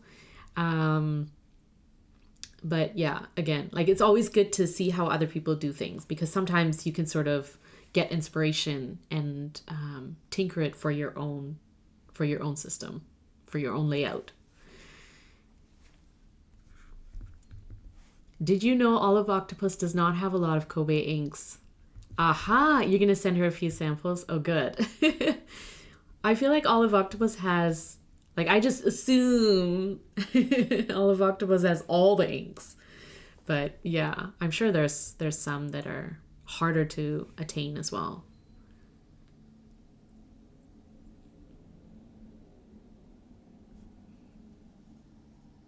You have Alex drawer units for yours, Bailey. That's cool. Yeah, I think drawers are kind of the way to go because you're protecting your inks too from direct sunlight and stuff. But again, I just feel so sad when I close the drawer and my inks are gone. You keep a few of your favorite bottles on your desk for a reminder. I think I should do that, Bailey. I think I should just keep, like, I have a couple of vials where it's like a reminder to use things, or if it's like in a sample vial, then I like these cute little things, stabilizers or ink holders, and that you could keep on your desk. But you know, like bottles of ink for sure, I should probably keep a few. So actually what I did was, there's some inks there, and those are my currently inked, because you know, if I need to refill or something like that, they're right there. But those will move like monthly or so when I switch them out for other inks.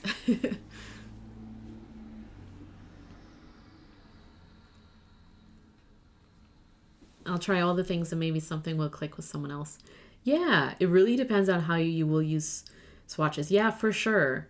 Having like a swatch system or an ink storing system, things like that. Like sometimes it helps to see how other people do it, because then you can kind of adapt, right? You can adapt your system to something that would work for you. There are so many inks. There are entire brands you don't know. You don't have any inks from. Yeah. Yeah, I 100%. There are lots of brands of inks that I don't have. Also, I think because like you do have a good assortment and variety of inks, Olive Octopus, I feel like you can also find alternatives to some of the ink brands that might be like harder to access.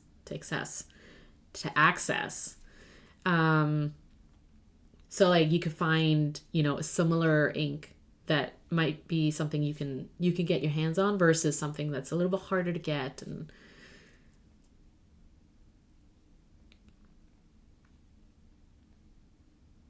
it's all on FPC. Yeah, mine too. But you have to update Fountain Pen Companion, right? You have to remember to update it with like when you get a batch of inks and stuff.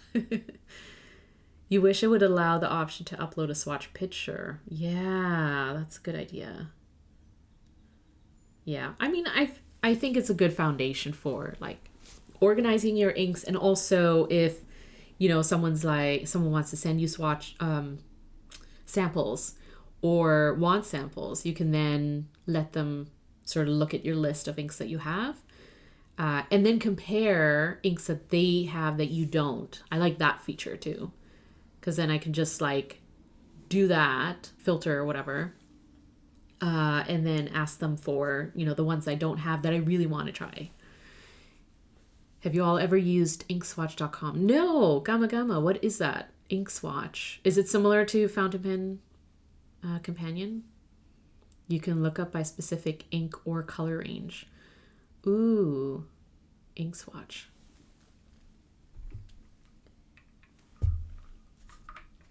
No, I have to give that a go. Maybe I have heard of it. I don't think I've used it.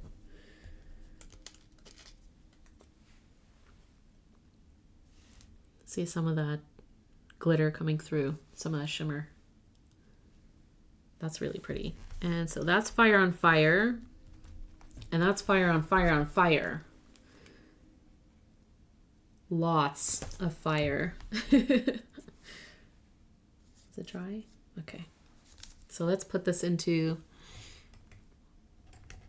my ink directory.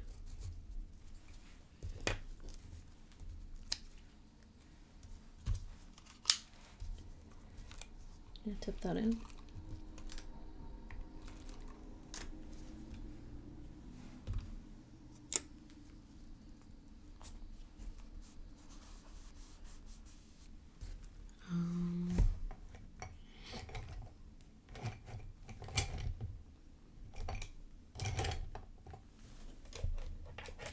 Okay.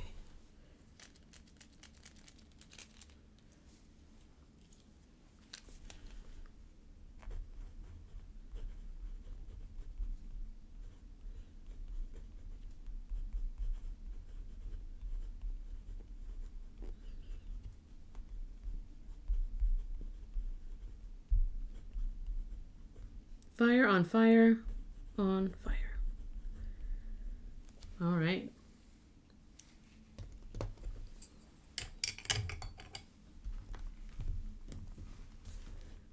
It's awesome.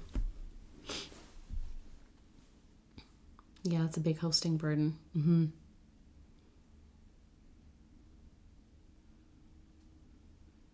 People submit 3x3 ink tiles to help the general database. It's a fun little mindless activity I help with sometimes. Oh, cool. That's awesome.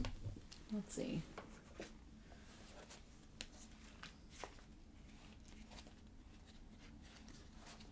Inkswatch.com.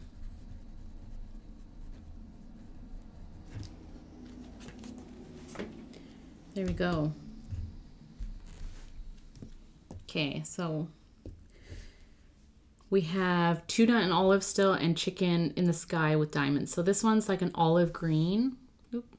This one's like an olive green, and this one's like a tealish green color. So let me see.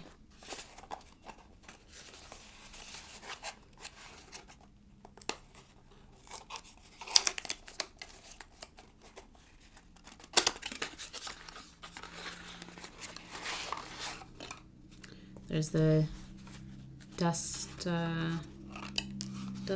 sleeve jacket. and the little pipette, which is so handy. I love that Dominant Industry provides that. So that's the bottle.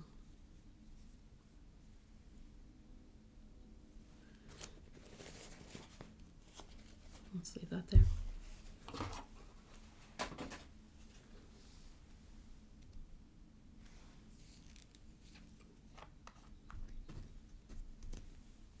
See if it fits in. Yeah, there we go. Perfect. Okay, so let's watch that.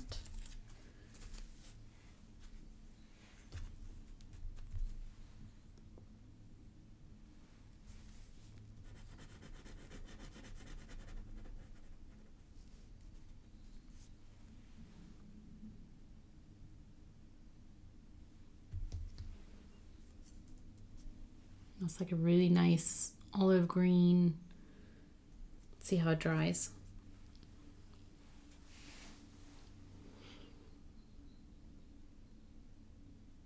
Chicken in the sky with diamonds. OMG, I know.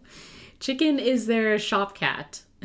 So if you don't know the story of Wonder Pens, they have two shop cats, Tuna and Chicken. Or Chicken and Tuna. Chicken is the gingery, like orange cat. And Tuna is like a gray cat. And so I love that the first two inks that Wonder Pens collabed with Dominant Industry, they called Ginger Chicken after the orange cat and Tuna Gray after the gray cat.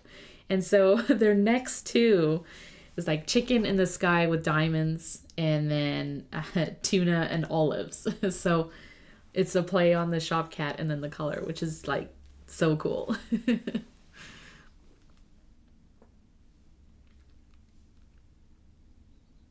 You think you need fire on fire? Yeah. Not responsible. Oh no, don't get Olive Octopus started on hosting images. Oh no.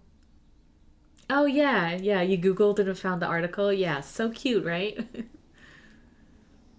Yeah, the names of the inks, I know, because like, you know,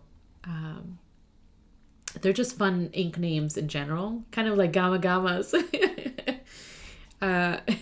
Speaking of, they have right above Orange Kicks. I love fun ink names because obviously like they'll stand out in your brain, right? But also if they have like some sort of connection to, you know, what the brand is or what the shop is, it's just that much more funnier and like, yeah, it just makes it that much more interesting. You have Ginger Chicken but never knew the story. Yeah, there you go. So now you know. You're like, Ginger Chicken, I guess it's like an orangish brown, right? Where you're like, okay, it's like ginger. It kind of looks like chicken. But it is the orange tabby cat. And their cats are wild. Their cats are cute. Really, really cute. You love the inks just by their names. Yeah, I know, honestly. You thought it was a food dish. You're like, wait a minute. Oh, I mean, you know, that makes sense too. Tuna and olives. Although, does tuna and olives go together? I don't know. Yeah. Let's see. So what I think I'm going to do is actually I'm going to ink up my two pens. I'm going to ink up two pens with the two Wonder Pens and Dominant Industry inks. So this one is the Esterbrook JR. Moss Green, I think it's called. But it's kind of like this shade, right? So it's going to match well. I'm sure people enjoy the combination of tuna and olives. I guess. I don't know. Try it and report back. I wrote a pangram about tuna and olives once. Did you? Oh, okay, so maybe it is a combination. Yeah, Ginger Chicken is a good color. If you haven't seen it before, Let's see, I might have it in the brown section. Yeah, so yellow,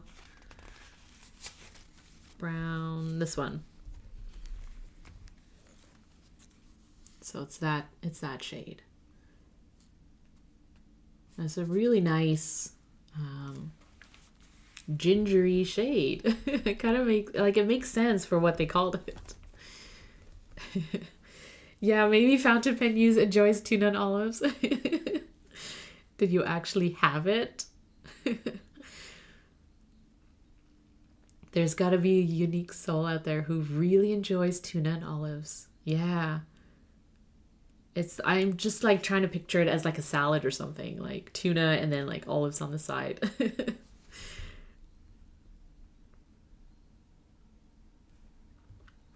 There's an artist who you follow who eats tuna and cherry tomatoes.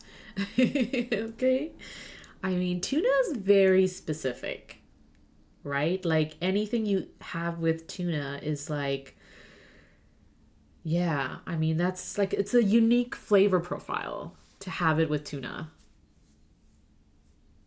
When I move over to more real hosting, it can have more images. I think I want to focus more on sharing swatches with whatever story I found about the ink name, more than just the color, since other sites cover that already. That's a great idea, Olive Octopus.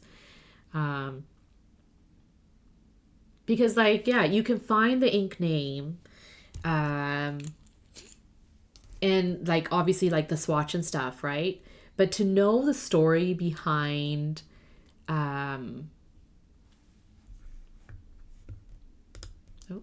I don't know why it's flagging your comment, fountain pen use. What did he even say? Something about tuna. Oh, you just had symbols. No big deal.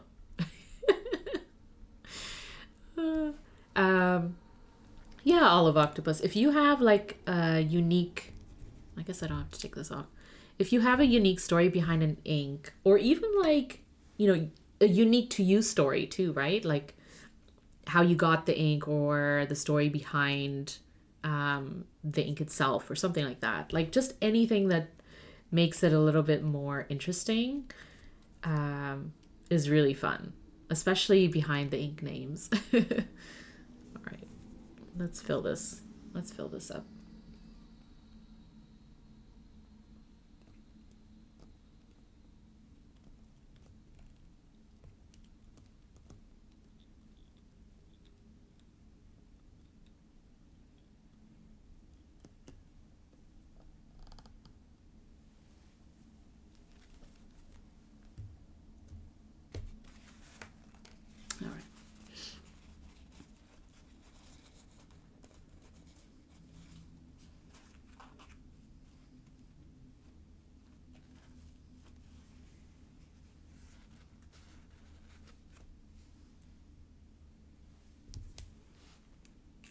It didn't like your combination of words. Yeah, I don't know.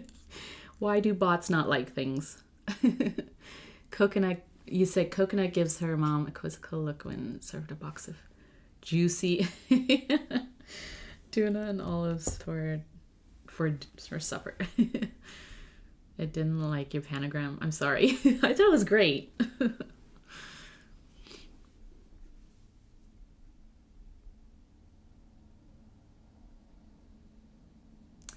Have you read the story for Lennon Toolbar's George Kerr ink? I did on Yusika website, and I still don't really understand it. Oh, yeah, I don't know what the story was behind Lennon Toolbar's George Kerr inks. I tried to learn a little something to do the sketch. Yeah, that makes sense. You're trying to connect the ink to some sort of visual element. I write pangrams about inks when I do videos about them. Oh, cool. That's unique, fountain pen use. That's cool that you do that. That's like another layer of like adding interest to something. I like that. So we have green.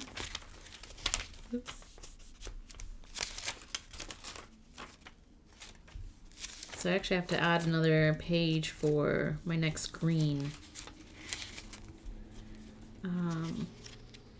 Let's see. Okay.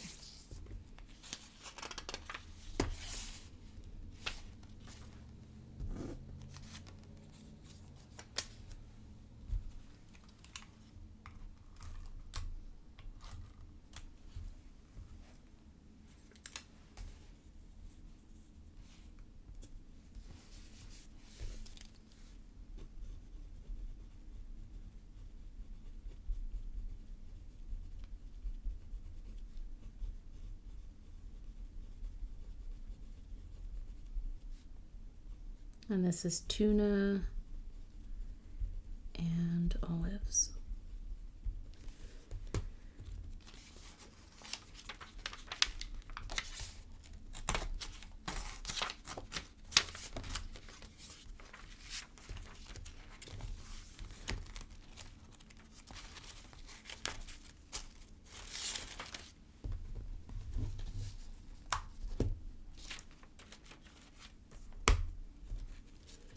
Okay.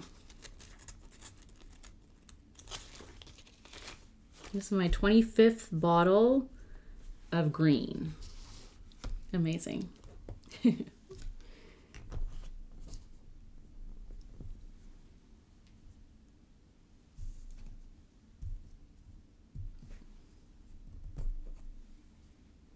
Nerd alert. No, you're in good company, fountain pen use. You like pangrams. Hey, if you're interest, like if it keeps you interested and you love doing it, honestly, do it. And it is unique. The big quizzical fork juggles mauve prawns excitedly. So cool.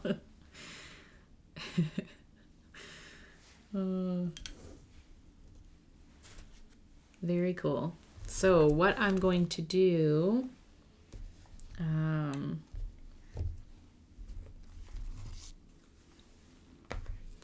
with the pen that we just inked up, or you know what, I'll ink up both pens and then we'll do a writing sample of both.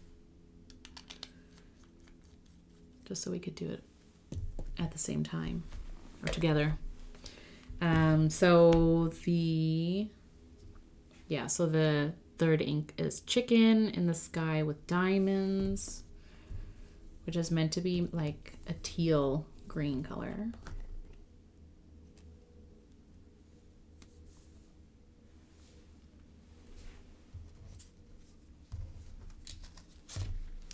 I'll swatch it here.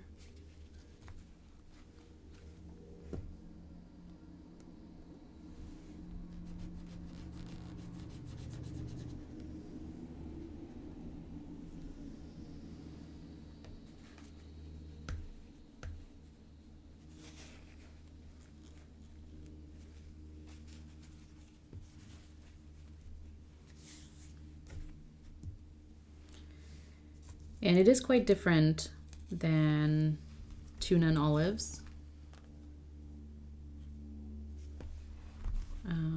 But I really do like the shade. That's a really nice olive color.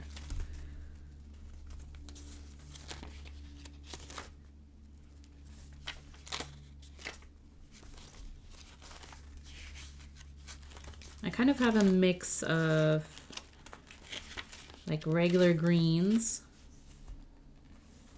light greens, and then a few sort of this olivey yellow, like they kind of lean a little bit yellow.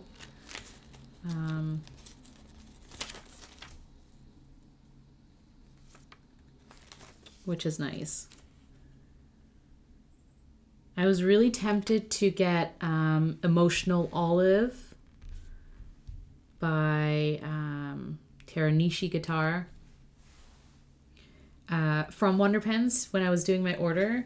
And then I was like, that's like a lot of greens and olives and stuff. And it was more expensive than Dominant Industry for sure, by like $10 or something.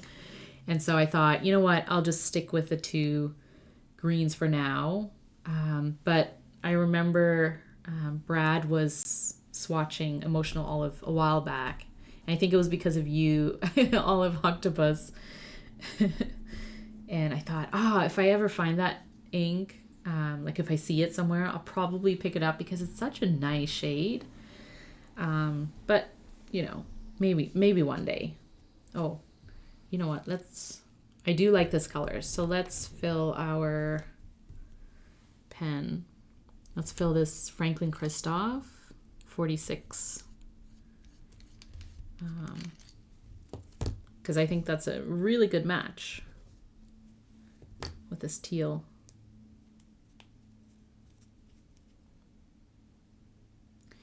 And the nib I have in here, which I just put in because I've had it sitting around for a little bit, is a medium cursive italic.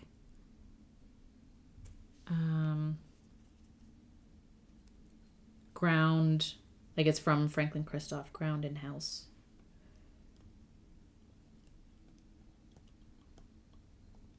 I think it's actually a Nagahara grind, which like you can get from them. But it's meant to be a little bit,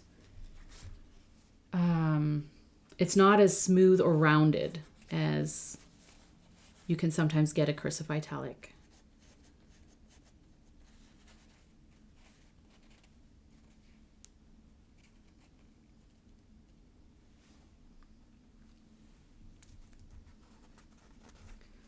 So I've used it a few times before and then just kind of put it away. But now it's back. I just used the Emotional Olive on an ink pony. Oh, you did fountain pen use. Oh, that's awesome. Yeah, I love that shade. And it's like definitely an ink I could own. But I feel like I have a couple that are very similar to it. And so I don't know. I'll sort of sit on that for a little bit.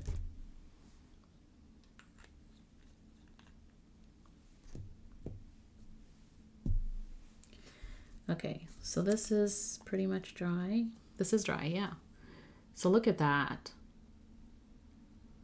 That is so cool. I'm gonna add it to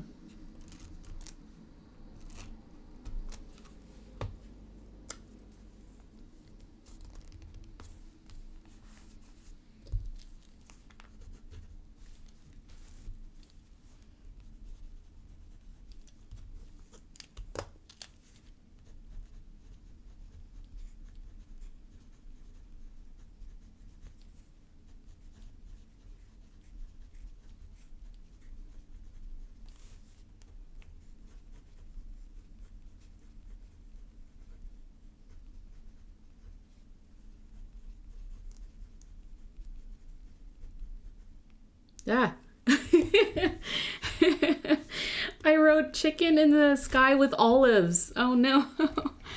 No. No, chicken in the sky with olives.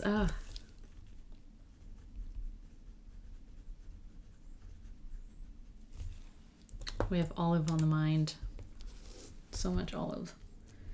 Okay.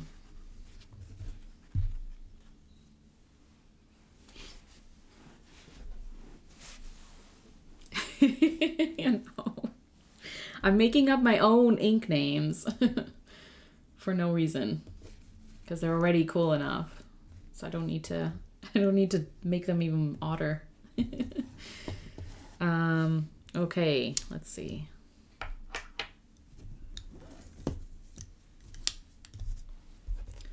So so those are the two Dominant Industry and Wonder Pens inks that I added to my collection. Tuna and olives, and then chicken in the sky with diamonds. Very nice. I think they're very pretty. It's a good addition to their gray and orange brown inks.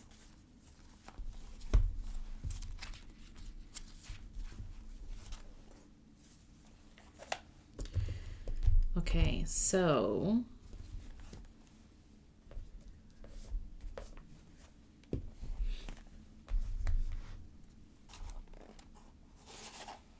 see.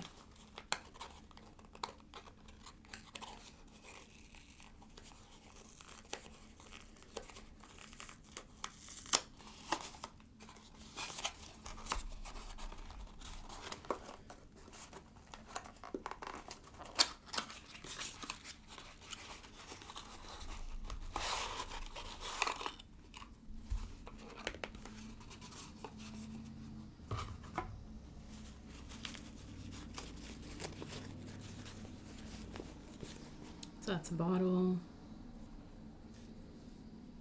It's okay. No leaks. No leaks. We're good. All right.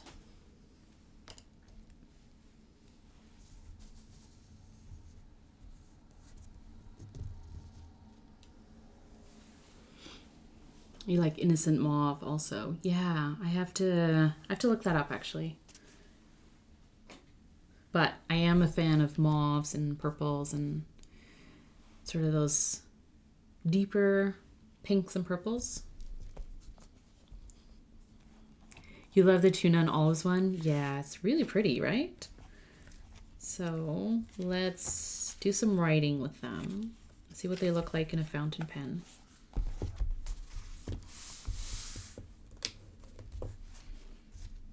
So I have this stamp from Everyday Explorers. It was part of a sort of stamp sheet. It says new ink. So we're going to use our trusty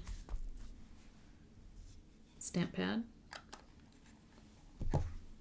which this color also goes with Tuna and Olives. Do new ink.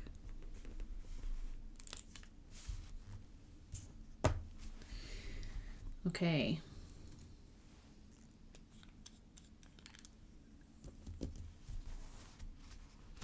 And this nib in the Esterbrook JR is a stub.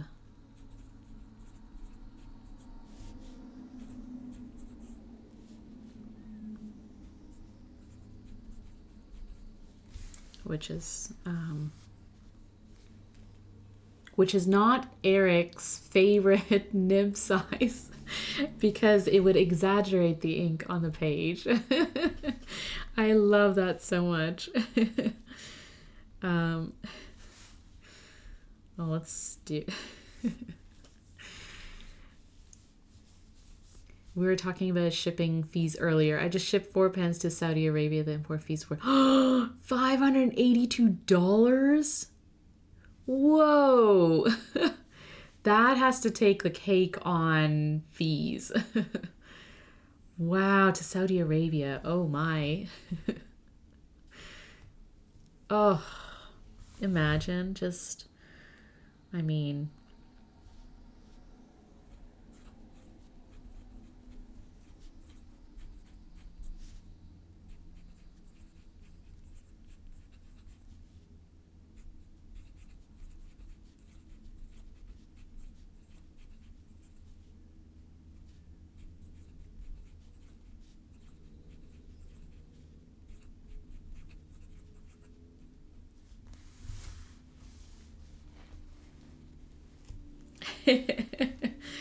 No, I'm definitely preferring bigger nibs these days, though. Sure, Eric. I have to go back and rewatch what exactly I said. I know. Yeah, I mean, you filmed it like a while back, right? So since then, obviously, our tastes evolve, and then we're kind of like, do I like, and then you dig out like nibs that you've kind of put away, or pens you've put away, or inks you've put away in your drawer.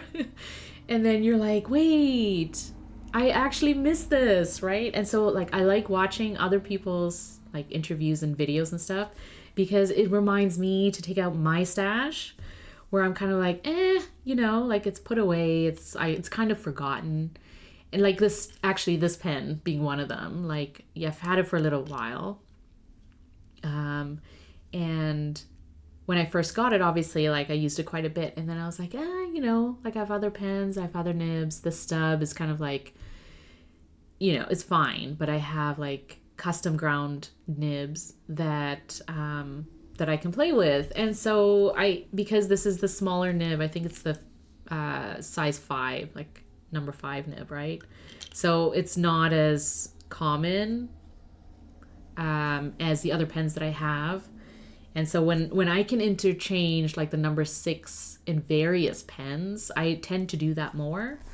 And so, yeah, it's just like, it's just a reminder to like take out our stash and play with them. You've grown since a month ago. Now you're all about the triple broad nib. Essentially, the government makes more than me on your pens. Yeah, Zodiac. Right? Like, they're like, get me my $582. Like, wait, that's like way more than what the pens actually cost. Indy, you've just recently started moving to bigger nibs. Yeah, I have met a few people who have done the opposite, where they started with like a broad nib and they're like, whoa, what is happening? And then they move to like fine, medium fine, and then eventually they sort of settle in between like extra fine or fine, something there. And Eric, your point on like your handwriting makes a big difference, right? So depending on your handwriting, if you write small, if you write in block letters, or if you write cursive a lot, that sort of does dictate what pen and what nib size would work for you, right? And so, yeah, you can have, like, if you're into extra fines and fines, yes, definitely explore broads and stubs and things like that. And maybe they're kind of like the pens that you have fun with. Or if you do headers in your journals, you pick out those types of nibs.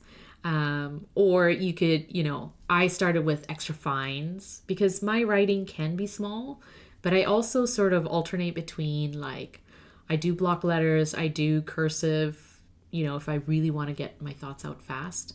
But my regular handwriting is sort of in between the small to medium size. And especially if you're dealing with like 4mm grids or something, right? Depending on what you're writing on, then you adjust your writing style too. And so there are nibs that will cater to your writing style better than other nibs. That's fine. I just like teasing you, Eric. It's definitely the extra fine that you can't do. What do you do with that? I know. You take the extra fine and you get a ground to needle point, and so then you have fun with it. I've grown to appreciate extra fine when I need the smaller handwriting. Exactly, Bailey. I mean, I don't know if I have any extra fines actually. No, I do, but like, I don't use them. They're in retired pens, the extra fines. I don't bring them out anymore. But I do have a needlepoint, ultra extra fine nib on my Platinum Century 3776. And I love it. It is one of my always on, like it's always inked. And I got it like 2 years ago ish, almost 2 years ago, and it's been always inked. And it's inked with platinum carbon black. I don't change the ink. It's always that. And it's always for when I need that fine handwriting. So for example, if I'm writing like, in small grid space, or I actually use it for writing like book notes. So like it's like for specific things, and it's great for that. But it knows its place. That pen knows its place in my lineup. Indy started with EF and didn't think I'd ever move to medium. Yeah, with ballpoints, I still do the 0.26. Yeah, right. I agree. Like gel pens and stuff, I still like the really like fine points, which is odd, right? Because for me, I love stubs and... Oh, sorry. I'm looking at my stub. I actually like... broad is my favorite stock nib. But I tend to go with double broads and then custom grind them to something. So I have like a custom ground Sankuksen, which is a double broad version of the Naginata from CY. And then I have Gina's Perspective ground nib, which is on a double broad, and it's the same sort of variation. So my favorite custom grind is definitely the like the Naginata style or like Techo nib from Esterbrook, also done by CY. But it's kind of like, because I can do, print, which tends to be a smaller sort of print for me. And then I love, when I'm doing cursive writing, or I'm getting just like my thoughts on paper. It's not as like pretty. And that's when my hand style, like the way that I angle my pen, will be at a lower angle. And so having that like broader line is pleasing to me. Like I love the looks of it, because obviously you get more of those inks coming through. Yeah, same, Indy. I get to play with the shimmer and sheen inks. And you see it more, right? And you can definitely use it in a medium and still see it. But like for me, I'm like, I need to see it in like big. So yeah, but I do have those moments too where it's like I have a double broad, not custom ground or anything yet. It's just a double broad, and it just like the ink it puts down on paper sometimes scares me, where I'm like, whoa, that's a lot of ink. But also that's how you get through your ink stash. So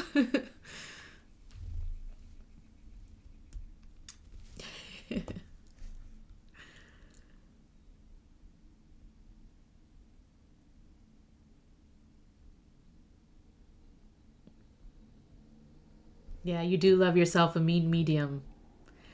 I love that you're in the sort of middle there, Eric, with your medium. Like I totally get it. If I couldn't get a broad, obviously I would get a medium, because that's, for me, that's my, like the second best stock. But it's also like balanced. It's the in between, right? So I totally understand why you would prefer a medium, or that's sort of like your go-to.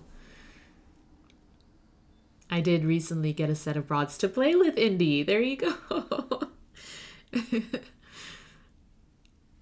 Yeah, Bailey, you use your extra fine in your passport notebook. Yeah, exactly, right? It's sort of like your writing style, and then the size of your paper or notebook or whatever, it sort of dictates what you can and can't use, right? Like take your triple broad on a small grid passport notebook, and you can write like a sentence, right? So coming from Japanese EF, my eyes were so offended when I first saw a 1.5 stub. Now you have two inked at the same time, plain water. I love that. That's amazing. Yeah, 1.5. I have a 1.4 in my Opus 88, and it is fun. You're actually making me want to ink it up. So I might actually do that, because I actually ink it up usually, like I have in the past, with Sailor Manyo Haha, which is, if you know that ink, it's a very light blue, but it has like a purplish shading to it. And it's really, really pretty. The problem is, if you ink it up in a finer nib, it's somewhat hard to read. And so I tend to use that ink in like stubby nibs, or, broader nibs in general. So yeah, I mean, it depends on your ink too, right? Like if you like using muted colors and things that are like very, gentle on the eye, having a broader nib to show off that ink and to make it legible actually helps.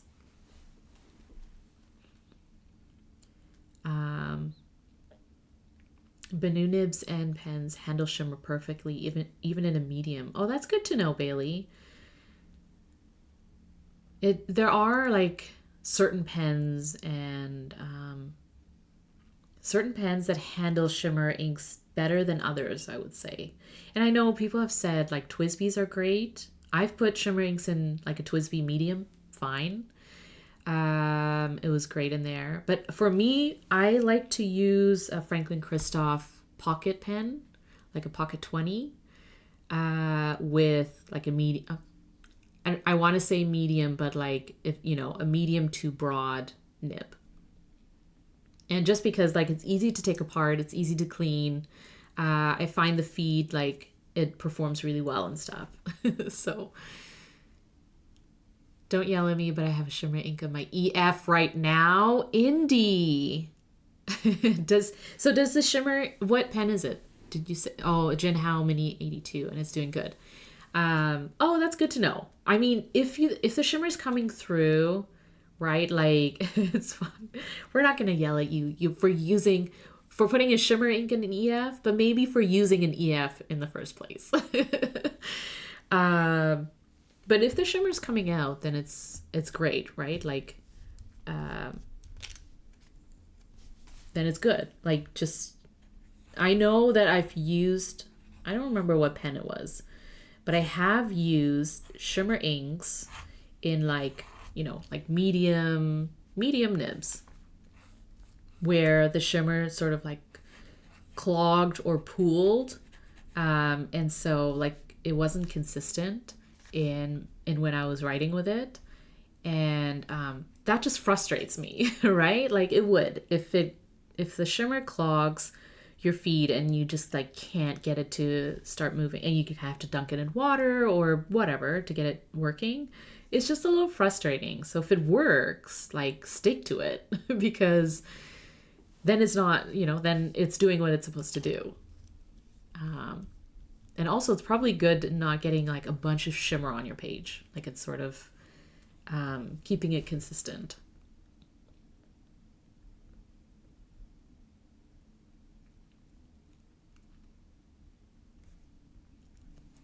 I didn't put it in the Kakano because that one is scratchy and I figured it wouldn't handle the shimmer. Yeah, I mean I don't think I've tried shimmer in a Kakano, but I would sort of assume like some pens are better at handling shimmer than others depending on the nib and just how they're sort of getting the inks to it.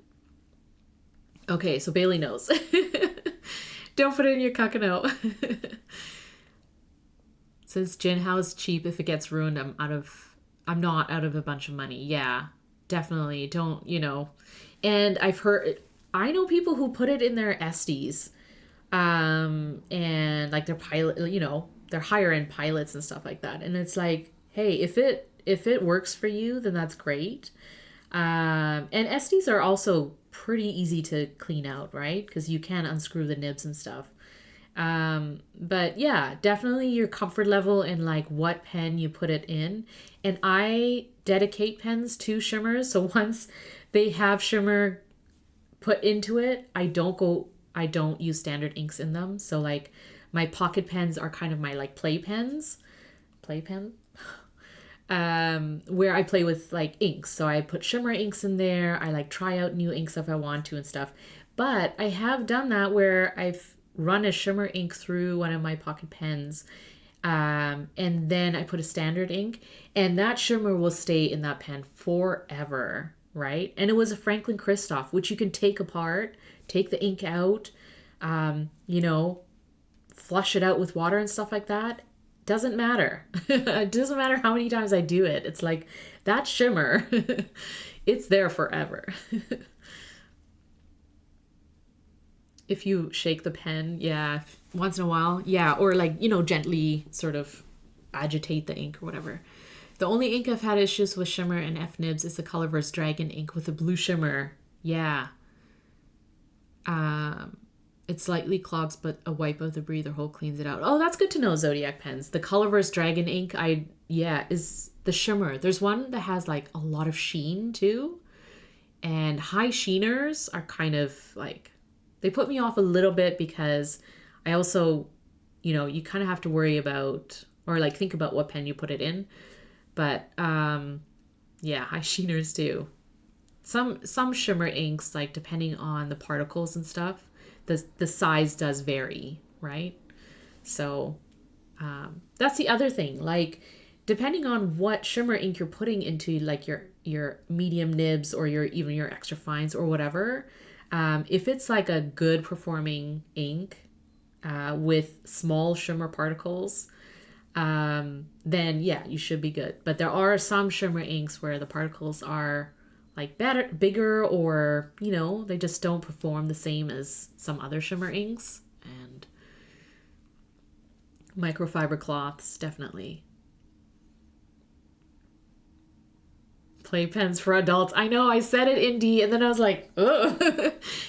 Actually, it sounds like a place I would go to, right? And have like tuna and olives for a meal. I don't know. Like, you put shimmer inks in any pen at the rack. Yeah. You are a risk taker, and I love it. You're reckless, Zodiac Pens. You're not even a risk taker. You're reckless. You don't care. I do what I want.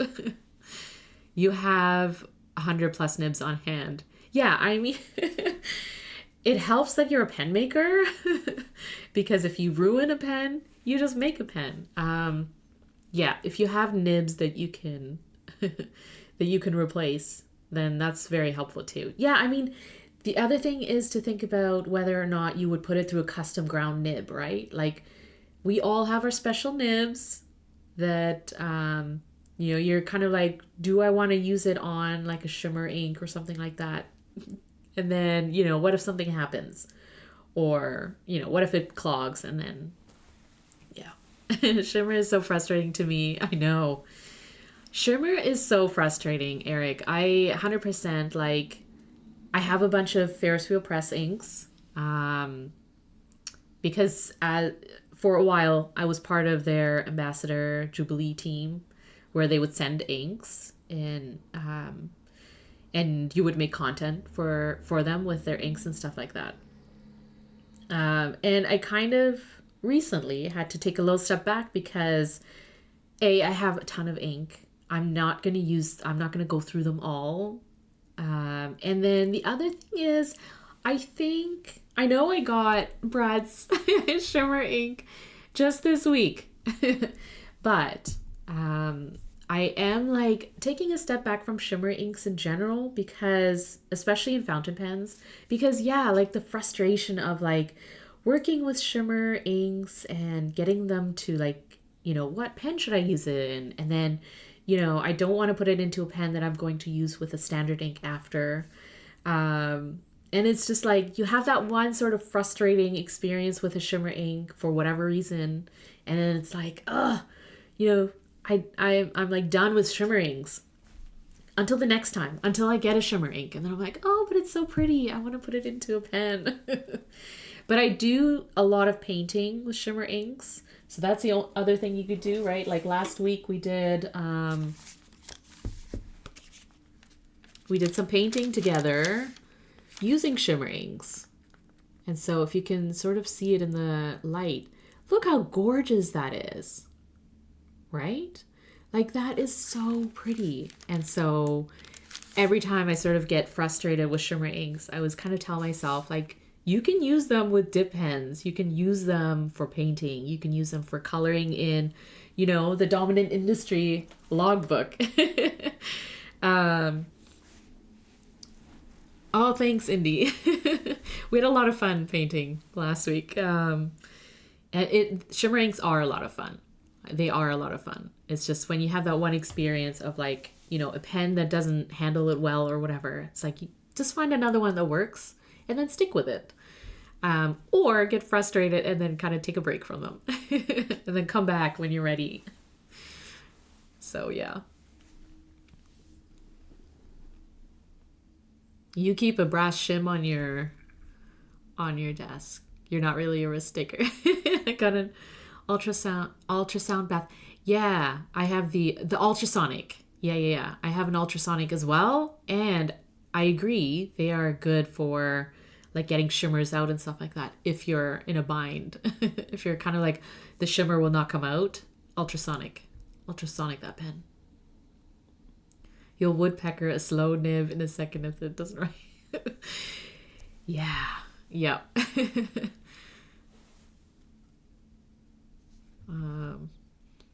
I put Diamine's Memory Lane in a 1.1 nib, and it's awesome for anything I want to write big. Oh, great. That's awesome. That's good to know, Indy. And stubs are good. Stubs are actually good for shimmer. I have a TWSBI stub that I have dedicated. It's the TWSBI Glow, the green one, you know. And it's a stub nib. And so I've dedicated that to shimmers if I want to. And it also holds a lot of ink. So it's kind of like, am I going to use that much shimmer ink? But once in a while, I'll fill that up with a shimmer ink too. And it's pretty good. FWP are a hit or miss clogging wise. Yeah. All Herbont. 1670 and 1798 have been flowing well so far. Oh, that's good to know. Okay. And Robert Oster Shimmery are cloggers, and so far Diamine has been good. Okay, good to know. I have a couple of Robert Oster shimmer inks, I think. And then I have this one. So we'll see. I mean, I see the particles are pretty good, but, you know, yeah, we'll see it. I might ink this up in something and give it a test too. TWSBI's handle shimmer, great, Bailey. Yeah, that's what I've heard, and I also have a TWSBI that I have dedicated to shimmer inks, but they hold a lot of ink, right? So you have to kind of think, are you gonna like just fill it like halfway, or even then it's a lot of ink to put in a pen. So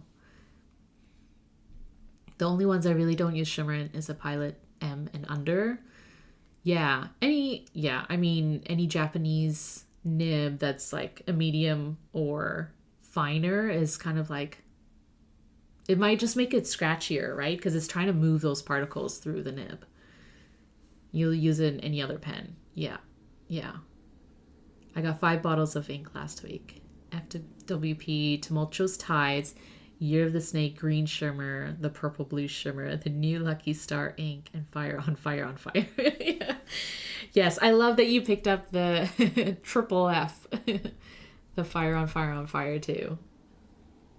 The New Lucky Star ink, that's nice. Tumultuous Tides, I like. It's like, it's a shimmery, tealish, right? Like it's like a teal, dark teal, light teal, something like that. Oh, actually, I have it in my ink directory. That's a nice, actually, it is a nice color. I remember that now. Let's see.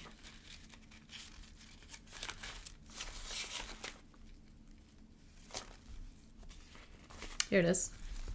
21. Tumultuous Tides. And it has like a silver shimmer. Or it could be blue, depending on how it's hitting the paper. Yeah, it's very pretty. Tumultuous Tides is amazing. Yeah, it's very pretty. Good job, Zodiac Pens. You're picking up 5 inks, adding to your... And do you swatch those inks? Do you keep a directory of some kind? Or FPC? I think I'm using more shimmer than ever. Olive Octopus. Is it that season of when you like take out your shimmer inks and you're like, you know what? I need to brighten up things. I need shimmer in my life and just more fun. Yeah, it is pretty. Another one to add to your want list? Yeah, I know. I do that a lot. I do that a lot. Basically, every time I talk to someone who's into inks, or I meet someone and they're like, look at the inks that I have, or these ink swatches. And yeah, there's always another ink. So add it to my list, and then usually what I do is when a shop is doing a sale or some kind of deal, right? Like buy 4, blah, blah, blah. Or when it's like, when there's a discount or something like that, then you can buy in bulk, right? You can use the discount and you can buy more. Or if I'm doing, like if I'm going to buy from a shop and I sort of have a list of inks that I want and they have them in stock, then it's kind of like, you know, I'll buy a few at a time. I did the fire ink because Brad included a swatch card. Oh, yes, of course.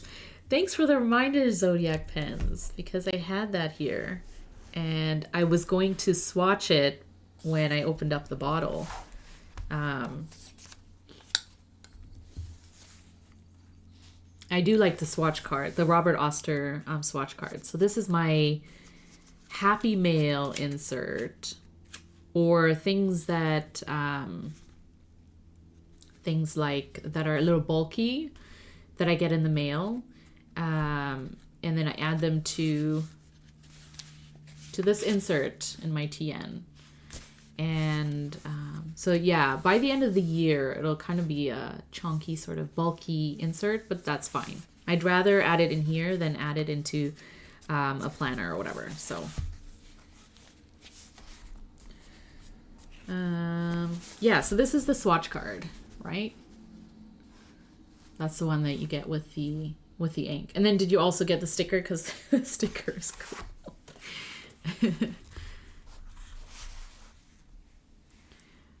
I already have enough ink to last 20 lifetimes. What's one more? Oh, yes, I know.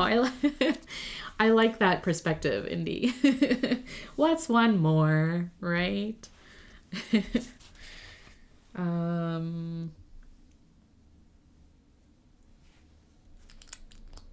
What's a few more? And then you add them in your drawer and it's all good.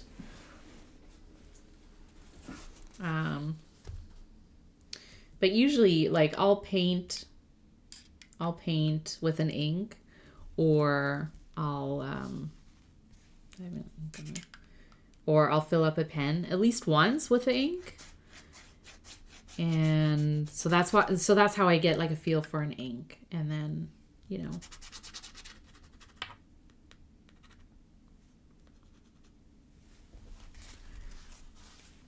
yeah, such a nice ink.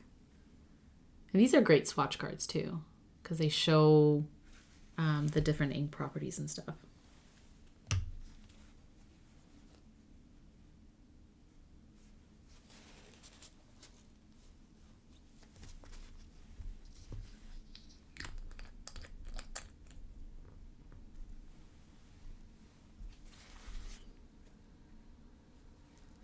It's very pretty.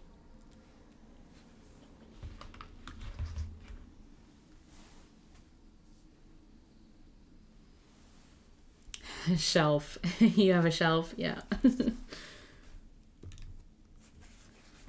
If you can display them in some kind of way, then it's good storage. Or store them in some kind of way. Put that there. So this is the Franklin Christoph 46 with a medium cursive italic. By Nagahara through Franklin Christoph. So it's meant to be like a sharper cursive italic versus like a rounded, smoother cursive italic, which is interesting. So it's sort of, it's not as forgiving maybe as a rounded cursive italic is. And you can sort of hear and feel the like the sharpness of it, which can be a little jarring, but it's also kind of nice. Like, it's really nice to have like a structure to your nib. Let's do.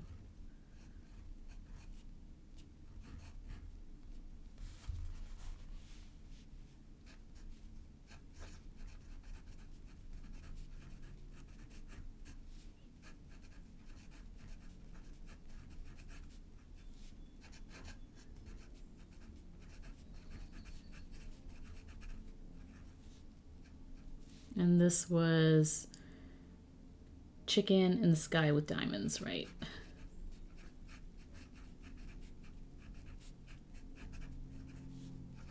In the sky with, don't write olives. Okay. We're good. And so for drawing or sketching, it might be a little stiffer. But those lines are like crisp, right? Like, even for writing.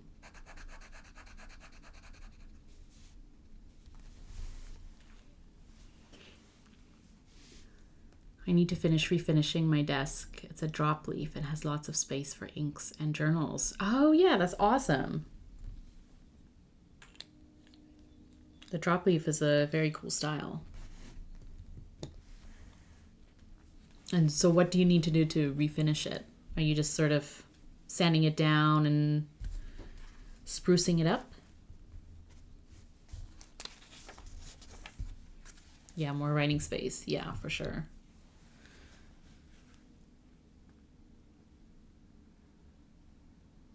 So that's Chicken in the Sky with Diamonds. And then Tuna and Olives. And two different types of inks that are really, really pretty. It was an older one that was left in a barn. So sanding and then painting it. Yeah.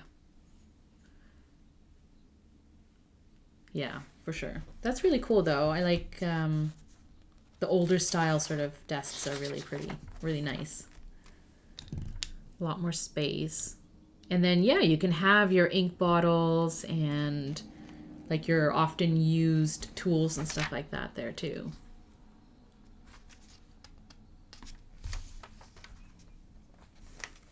Yeah, very cool. So, let's see. That looks very nice. So I put that aside.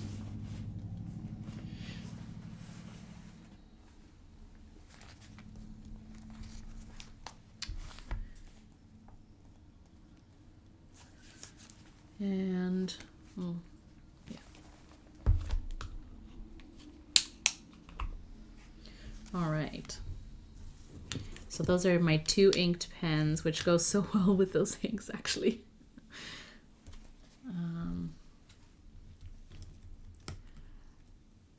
Chalk paint will stick to any surface. You can use it as a base and reduce your sanding time. Ah, there you go. Some expert advice from Zodiac Pens.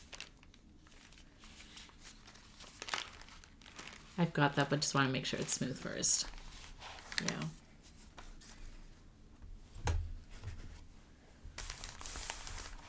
So I'm going to do a quick painting swatch. I'm going to do a quick painting piece with the new inks. So that way we can incorporate some of the shimmer ink as well. Brad's Fire on Fire on Fire. So let's see. Okay.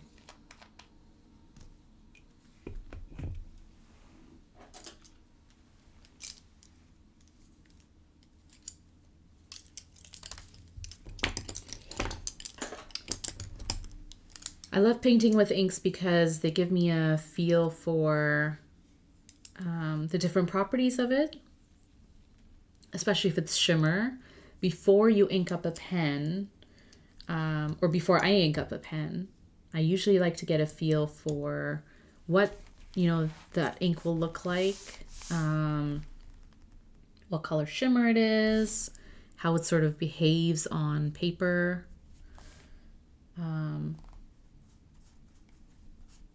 I use Tomoe River paper for painting, which you can do on watercolor paper, of course. But because my planners and journals are TRP, I like to paint on TRP just to get like a sort of accurate feel for what that ink will look like if I inked up a pen, basically. So I'm going to add a little shimmer in here as well.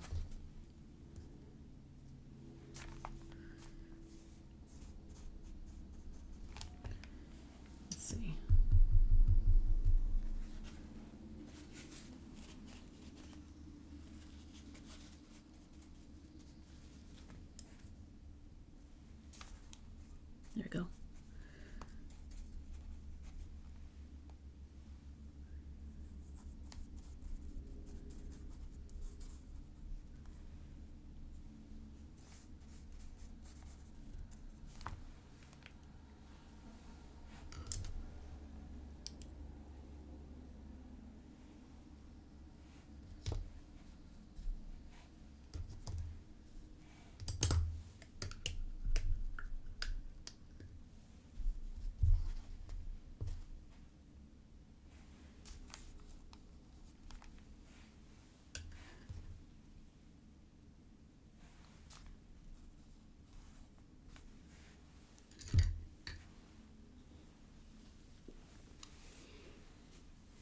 Today I've got purple wall paint on my hands instead of ink.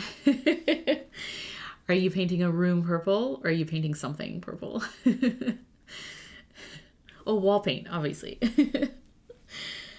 That's why I was like thinking a room. Yeah, wall paint versus ink. There you go. Always have some kind of color, right? Yeah, I love purple too. I need more purple in my life. I have a lot of like, I tend to do like blues and greens and teals and stuff like that. But purple really is pretty. There's, you know, like sometimes when I can get something that has a little bit of purple in it, then I gravitate towards that, I think. But standalone purples, I love and need more of.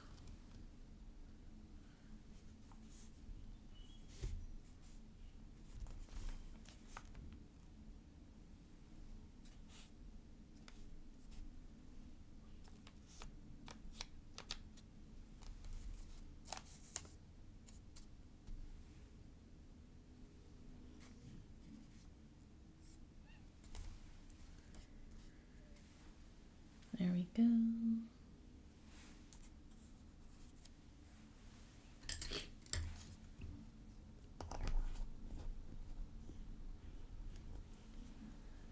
Yeah, I had to do some repair and decided to paint an accent color. Rest of the room is a light orange. Oh, that is such a good combination. Orange and purple is such a good go-to. Yeah, that's awesome.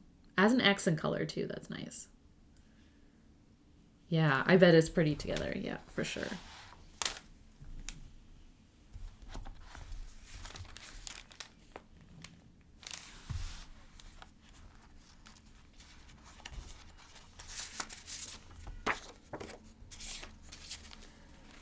So let's write these inks.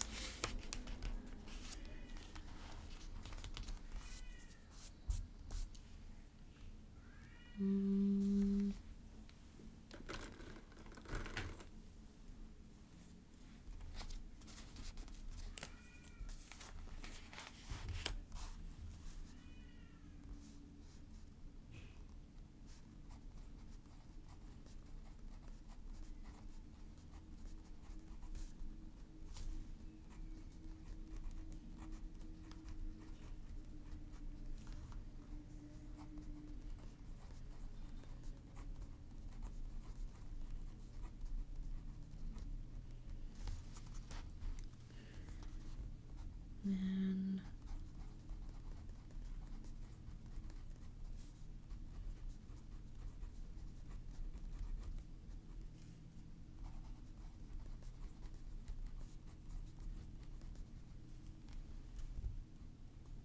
I feel like I have a lot of collab inks too.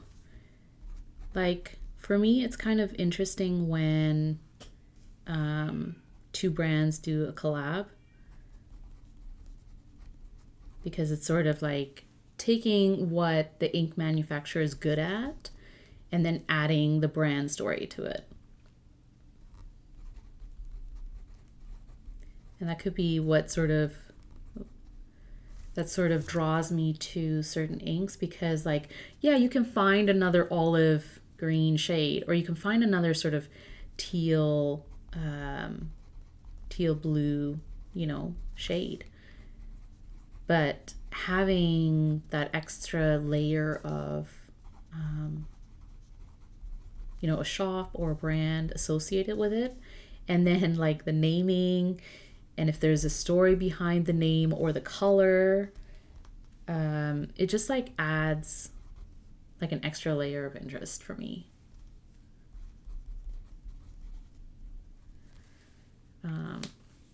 And maybe that's why I sort of gravitate towards certain inks versus like just basing it on the shade too. Yeah, I really like those ink colors together. They work out really nicely too. Yeah. The window faces west, so it's a real sunset room. Oh, that's so cool. First thing I did when I got the house is start putting color on the walls. Yeah, that's on point. That sounds like you. Definitely put color on the walls and, you know, do it to your liking. Do it to, yeah, like if it's capturing a sunset or, you know, sun, light, that would be really, really pretty. Yeah. My water.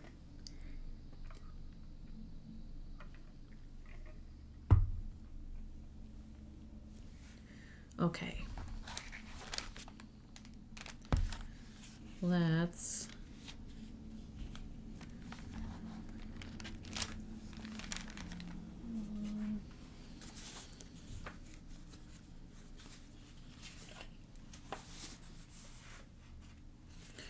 I'm going to dry this ink a little bit faster.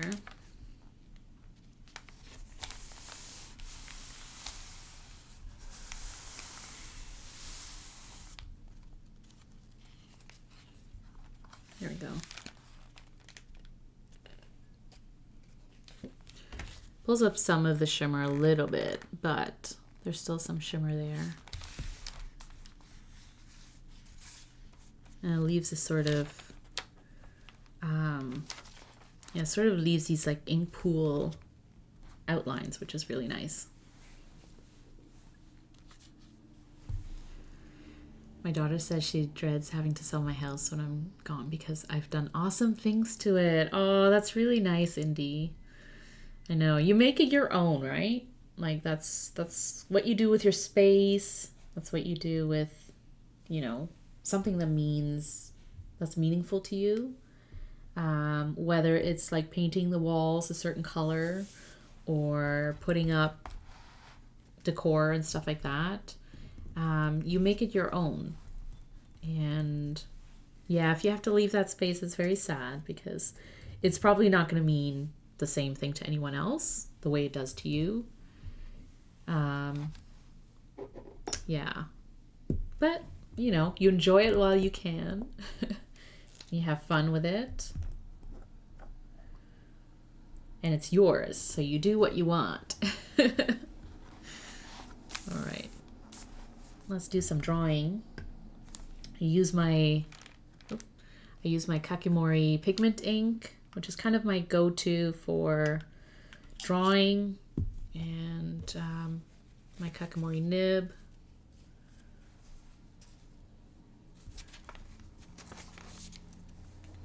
You plan on being here until you're gone?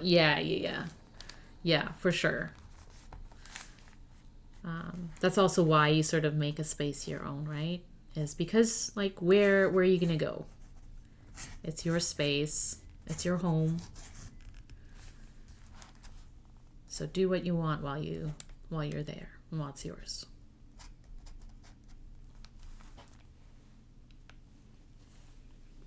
Where I'm at, the chances of someone ever living in the house again are slim. It's likely to be demolished and replaced with something bigger and or multiple. Yeah, so you'll do what you like. Yeah, you do what you like. Yeah, I get that. Especially with like older homes or like, you know, classic sort of styles and stuff like that. Once it's been a while, if you sell or whatever, you know, usually tends to be like bigger places tend to be built, and so those classic homes, you know, they don't exist anymore and they're hard to find. But that's also kind of, yeah, that is the incentive to like do whatever you want with it, right? Make it yours.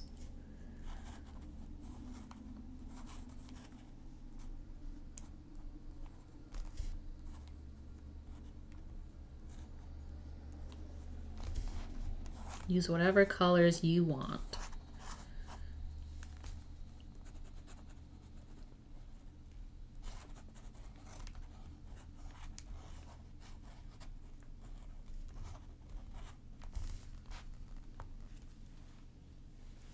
I hate the living room color and I have the paint that I want to do, but I can't quit crafting long enough to move everything out and paint.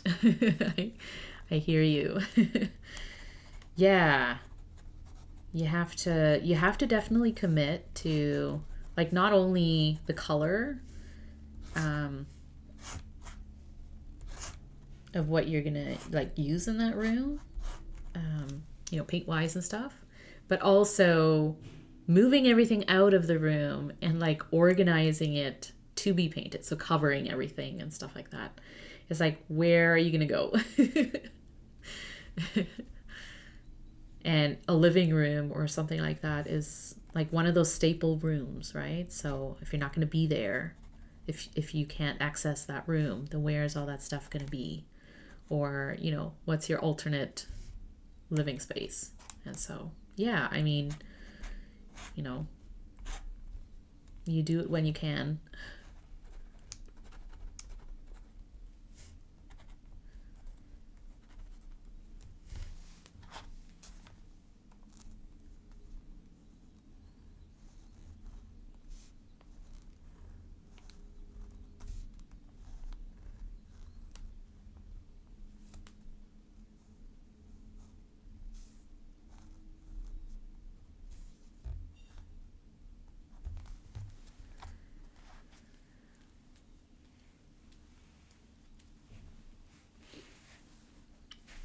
Painting wouldn't take too long, but it's everything to get ready that I can't do. It's a lot of work. Trying to make decisions for some nebulous future potential buyer is tough. So it's a bit sad, but also freeing. Yeah, exactly. I can see that. It is sad, but freeing. Yeah. It's definitely a lot of work to paint walls and to, you know. But Indy, you have a desk to refurbish, right? So get on that. Yeah, I mean, we all have projects that we're kind of sitting on, and it feels good when you do tackle them. Some projects are bigger than others, but if you can paint that room, paint it.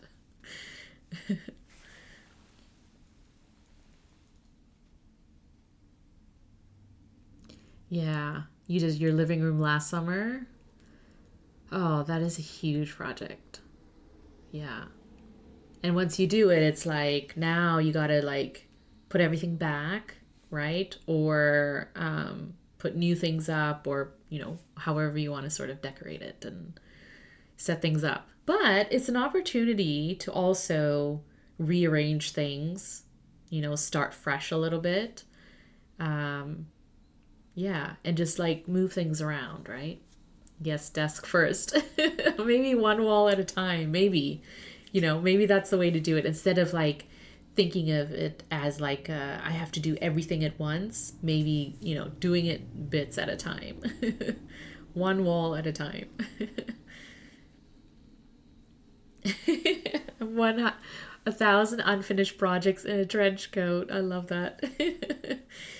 But your trench coat also holds inks and ink swatches. So a shacket, yes. Oh, so funny. Yeah. All the things that we should be doing, all the things I should be doing, and, instead we're doing this. So it's all good. Oh, I love how these colors came together. I wasn't initially going to paint with all of them because I wasn't sure if the orange would sort of, just kind of stand out by itself because it demands so much attention. But no, the combination of the orange with the teal, there's your new combo. Orange and purple is great, but also orange and teal is like, yeah, you know what? I can see those two working. And then you have the olive green, which is just like olive green is really nice. The color combinations rock. Thanks, Bailey. They do. I'm actually really happy with that color combination, how they work together. That's really pretty. I'm gonna take a photo and put it on Instagram and tag Brad. Because that's what we do. We share in the community. Yes, the ink jacket. I bought the purple paint in November, I think. I'll get around to things eventually.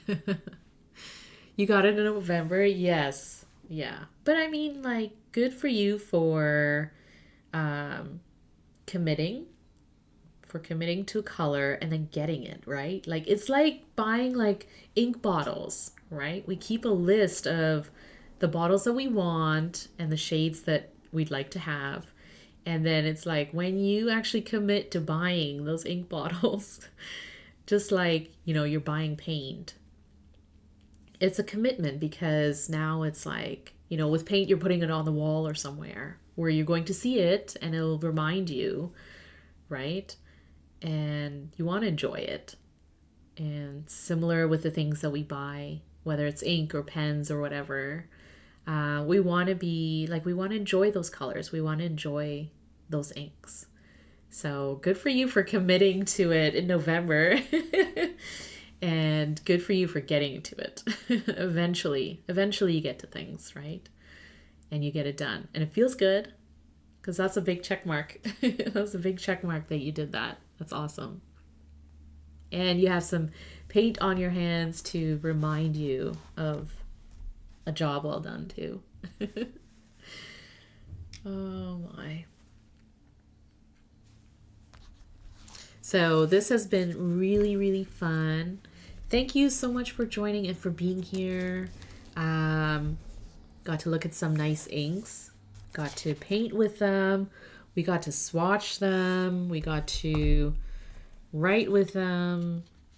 Yeah, I'm really glad I got these inks because they're really, really nice. They're really pretty and they match the pens well. So those are 2 more inked pens for this month. And I think next time on Friday, maybe we'll tackle one of these pages. We'll see. But I do have to pull out some inks to paint with. So lovely to see you. So lovely to have you hang out, all of Octopus and Bailey. Thanks, Corolla and Pen Friends. I love hanging out with you. This dreary, boring work day. It's a dreary day here, too. It's like rainy and, a little blah. Always fun to hang out. I wonder how hard it would be to match wall color to ink colors. Oh, yes. That's a good question. Or just good thought, Indy. The wall painting started in 2007. Those paint chips were an ink swatch precursor for sure. Oh, yeah. It's like 70 in full sun here in Colorado. Fountain pen use. Enjoy. Enjoy the sun. Cloudy and been snowing off and on here. Yeah. I mean, I am used to, it's going to be rainy in the Vancouver area for a while now because we're going into spring and it's always rainy and today it's been a little cold. So if you're, in the snow and clouds and rain, I feel you and cold. We'll all dream of fountain pen use enjoying the sun in Colorado. Take your favorite ink and paint the wall. Yeah, take your favorite big bottle of ink and just throw it at the wall. Throw some shimmer. Yeah, I could see a shimmer wall. I was just gonna say, throw some shimmer ink on the wall. I feel like the next time Eric gets frustrated at shimmer inks because they won't come out of his medium nib, he should just throw the shimmer ink onto the wall. I'm picking on Eric because he's not here. Or lurking. It's sunny 300 days a year here. Oh, that's so lucky. I haven't been to Colorado yet, I'll admit, because it has been on my list of places I need to visit, obviously. But now that I know that it's always or mostly sunny, it's gone higher in my list of places to visit. Sunnier than San Diego. Wow. That's amazing. Good. That's awesome. I love that. It did cross my mind to take a swatch to the Home Depot for a color match. Yeah, you wanted to finish the project. Though that would be funny If Olive Octopus took like a whole book of ink swatches and just kind of flipped through to like whatever color, like a purple, it was like, hey, person at Home Depot, do you have something that matches, you know?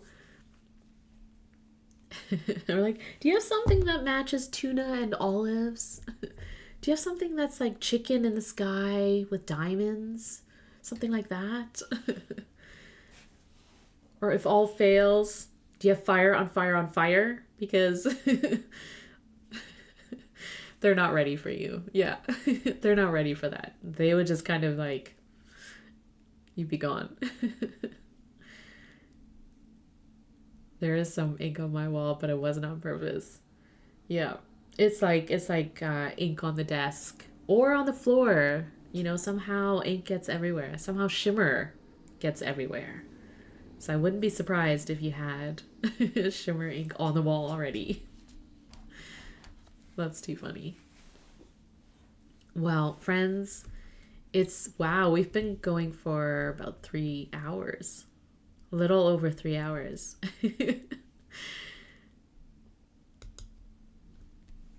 I do have a bit of shimmer ink on the computer desk. Oh my goodness. Yeah. Well, I'm gonna head out. I'll be back on Friday, streaming same time, same place. If Home Depot saw Lisa's swatching and organizational skills, they would offer a job immediately. Zodiac Pens coming in with the solution. Olive Octopus, you could be the paint swatch person. Or slowly back away with a scared look. Yeah, or they'll be like, hey, look, it looks like you can do this job better than I can. So you do it. But I don't know if Olive Octopus wants to take on paint swatching too. Ink swatching, paint swatching, or maybe. It's like it's in the future. If you get sick of doing, you know, image sourcing and having to deal with online having to deal with online stuff, there you go. Hand you the apron and you're like, no, actually I have a trench coat, I don't need the apron. Oh, the gentleman's station is right near the Home Depot. I do about the swatches over there. Oh, that's so funny. And I can actually imagine that. Like when you're, you know, with your bag, your rickshaw pouch, your rickshaw bag, right? Of swatches, and you take out your books and everything. It's like, wait, but what kind of paper? Like, what's the closest paper type to the wall? Like, what is your ink or paint gonna look like? The gentleman stationer. Is that the... I'm describing last Saturday around 3 p.m. Yeah. Yeah, exactly. The gentleman stationer shop. Okay. Yeah, that's awesome that it's close by to you. You take all your ink, swatching materials and setup, and then you can move it over to Home Depot. There you go. You have to drive a bit to get to a stationery shop. Yeah. I do too, actually, Bailey. I have to drive into the city, which is like an hour away, which is fine. But yeah, it's a bit of a drive. I wish I could just walk to the stationery shop and spend all my time there. I probably would too. Maybe it's good that it's not that close by, because that would be my Saturday for sure.